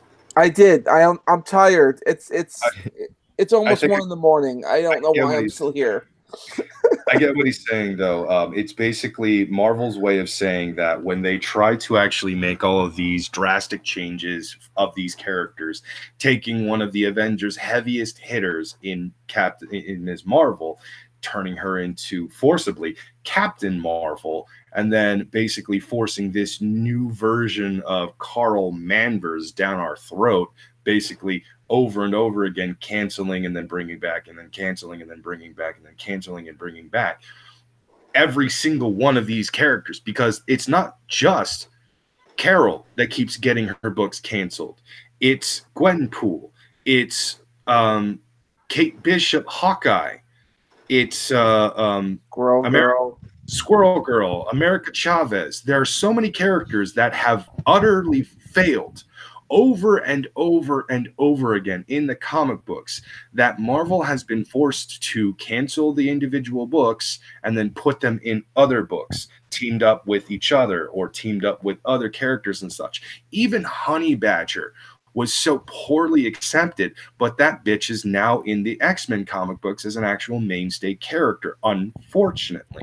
So a lot of these characters, despite the fact that they did absolutely fucking shit poorly, this might just be Disney and Marvel's way of essentially forcing us to accept it, because if they can actually make this much of a change to such a beloved character like Captain Marvel, well, specifically Carol Danvers, but Captain Marvel and the brand itself, then they can force the other changes in the MCU. Look at what they did with Peter Parker. I've been saying it for a while now. Peter Parker, Spider-Man Homecoming, that is the fusion of Peter Parker and Miles Morales, because that fat Asian kid is actually Miles Morales' best friend. Those girls that he's actually been interested in were Miles Morales' love interests in his comic books, except the MJ thing, which is kind of more insulting now. That pisses me off to no end. It does. Yeah. And yeah. The new trailer kind of shows that they're really going to go in that direction. And I'm just like, oh, you motherfuckers, you're really going this direction. Okay, fuck you. Yeah, I hope they just kill her off. I don't know what I want now. I don't really know what I want anymore. I want it to end, because I kind of had a self-reflection recently. This was actually before Captain Marvel, when I saw Captain Marvel and shit. But I realized that one thing has been irrefutably true. Everything that I actually once loved, everything that I'm still a fan of and love, comic books, video games, movies, television shows, various different types of very nerdy things, they have been infiltrated by people that are being, well, very fucked up. They're essentially telling me that anything that I previously thought when it came to something like identity politics, acceptance, and so on, is completely wrong, and now I have to think this way or fuck you, get out. I'm essentially being pushed out of comic books by shit writers and bad artists because they're saying we own this motherfucker now. They did the same thing during Gamergate when they tried to pull that bullshit, but that eventually failed. And so now we have this continuous argument back and forth whenever a new fucking game is released. And, oh no, that chick in the fighting game is showing too much cleavage. Dear God, how will the world survive? Yeah, how will that 2% female audience make it?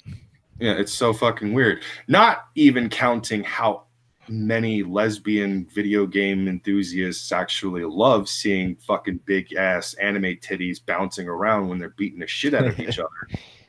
Like, I don't understand. You basic women empowerment, but also we burn women as often as we fucking can and around every corner, because, you know, we don't want anyone to appreciate this from the male gaze. Do you know how many fucking lesbians I know actually love seeing titties like that? Are you kidding me? We used to go to the fucking bar, just hang out, have several drinks, and I fucked the shit out of all the other ladies in the goddamn area. Some of them were couples that would do it collectively. It was interesting and kind of weird. And then I got really jealous because they'd actually take those girls home, and I was like, fuck, I need to stop going to lesbian bars. I just shared too much. You did. Yeah, it was too much information. I shared way too much time. I should have stepped in there and shut you up, but I don't know. What did Brockus do in his mid-20s? Went to lesbian bars and got fucking cucked. It was weird.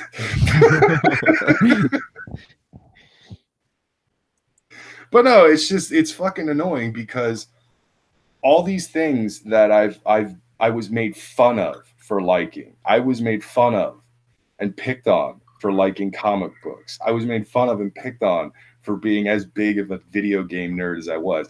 I like D&D. I played D&D. I got made fun of for fucking playing D&D and shit. And then eventually those same people that made fun of me started doing the whole, you know, what is it?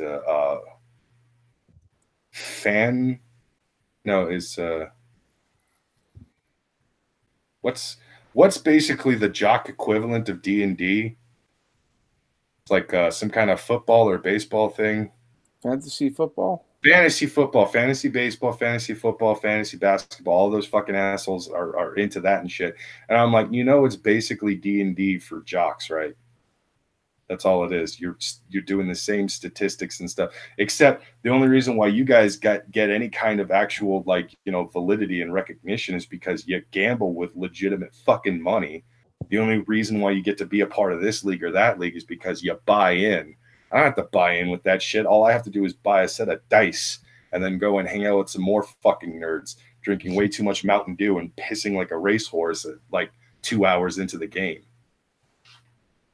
But yeah, all the shit that I've been a huge fan of has been infiltrated by these fucked up people that have been telling me for a while now. And it's not directly me. I mean, I've actually dealt with a bit of this a few times, which was really fucking weird and kind of surreal. But I'm being told that I'm wrong simply for existing, or I'm wrong for liking this character or that character for these reasons or those reasons. I'm consistently being told that I'm being kicked out of my fan bases because now it's being taken over and controlled by these other fucking people.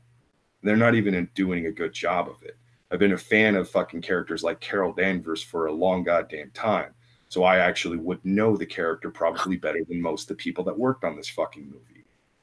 Watching the movie, that was pretty much abundantly clear that, yeah, I know more about this character than they do, and I would have handled it a lot better than them.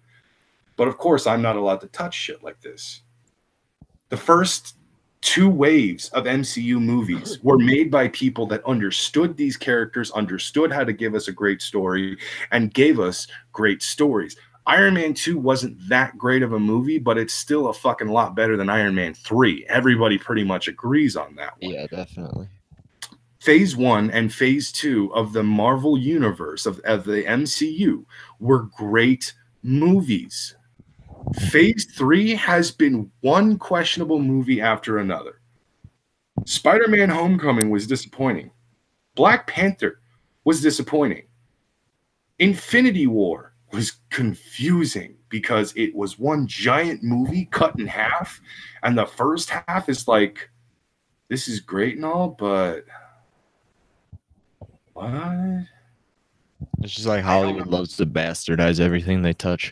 It really is. It's like the passion has been lost, and now everybody just wants a quick buck. Mm-hmm. It's all about money. And unfortunately, it looks like that Captain Marvel movie is the fucking absolute epitome, the direction. This was inevitable. Okay? This movie, the way they handled it, all of this bullshit, this was inevitable. This is the road we have been going down for years.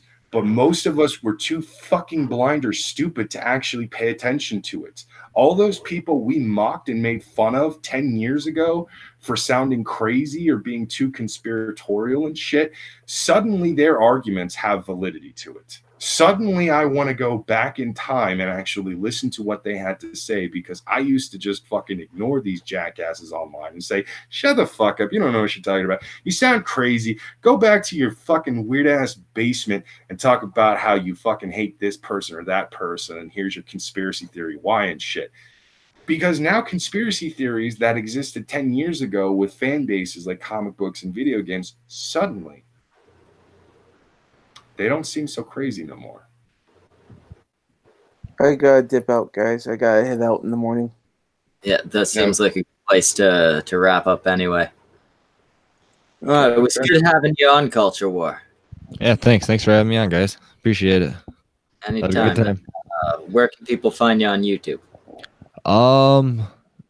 Just Culture War, single word in the search. I only got 2 videos up right now. They're kind of low quality, but I have 3 I'm working on right now. I don't know if any of you guys know who Black Pigeon Speaks is, but me and him are doing a little work together, so I should be having some new stuff posted in the next week here.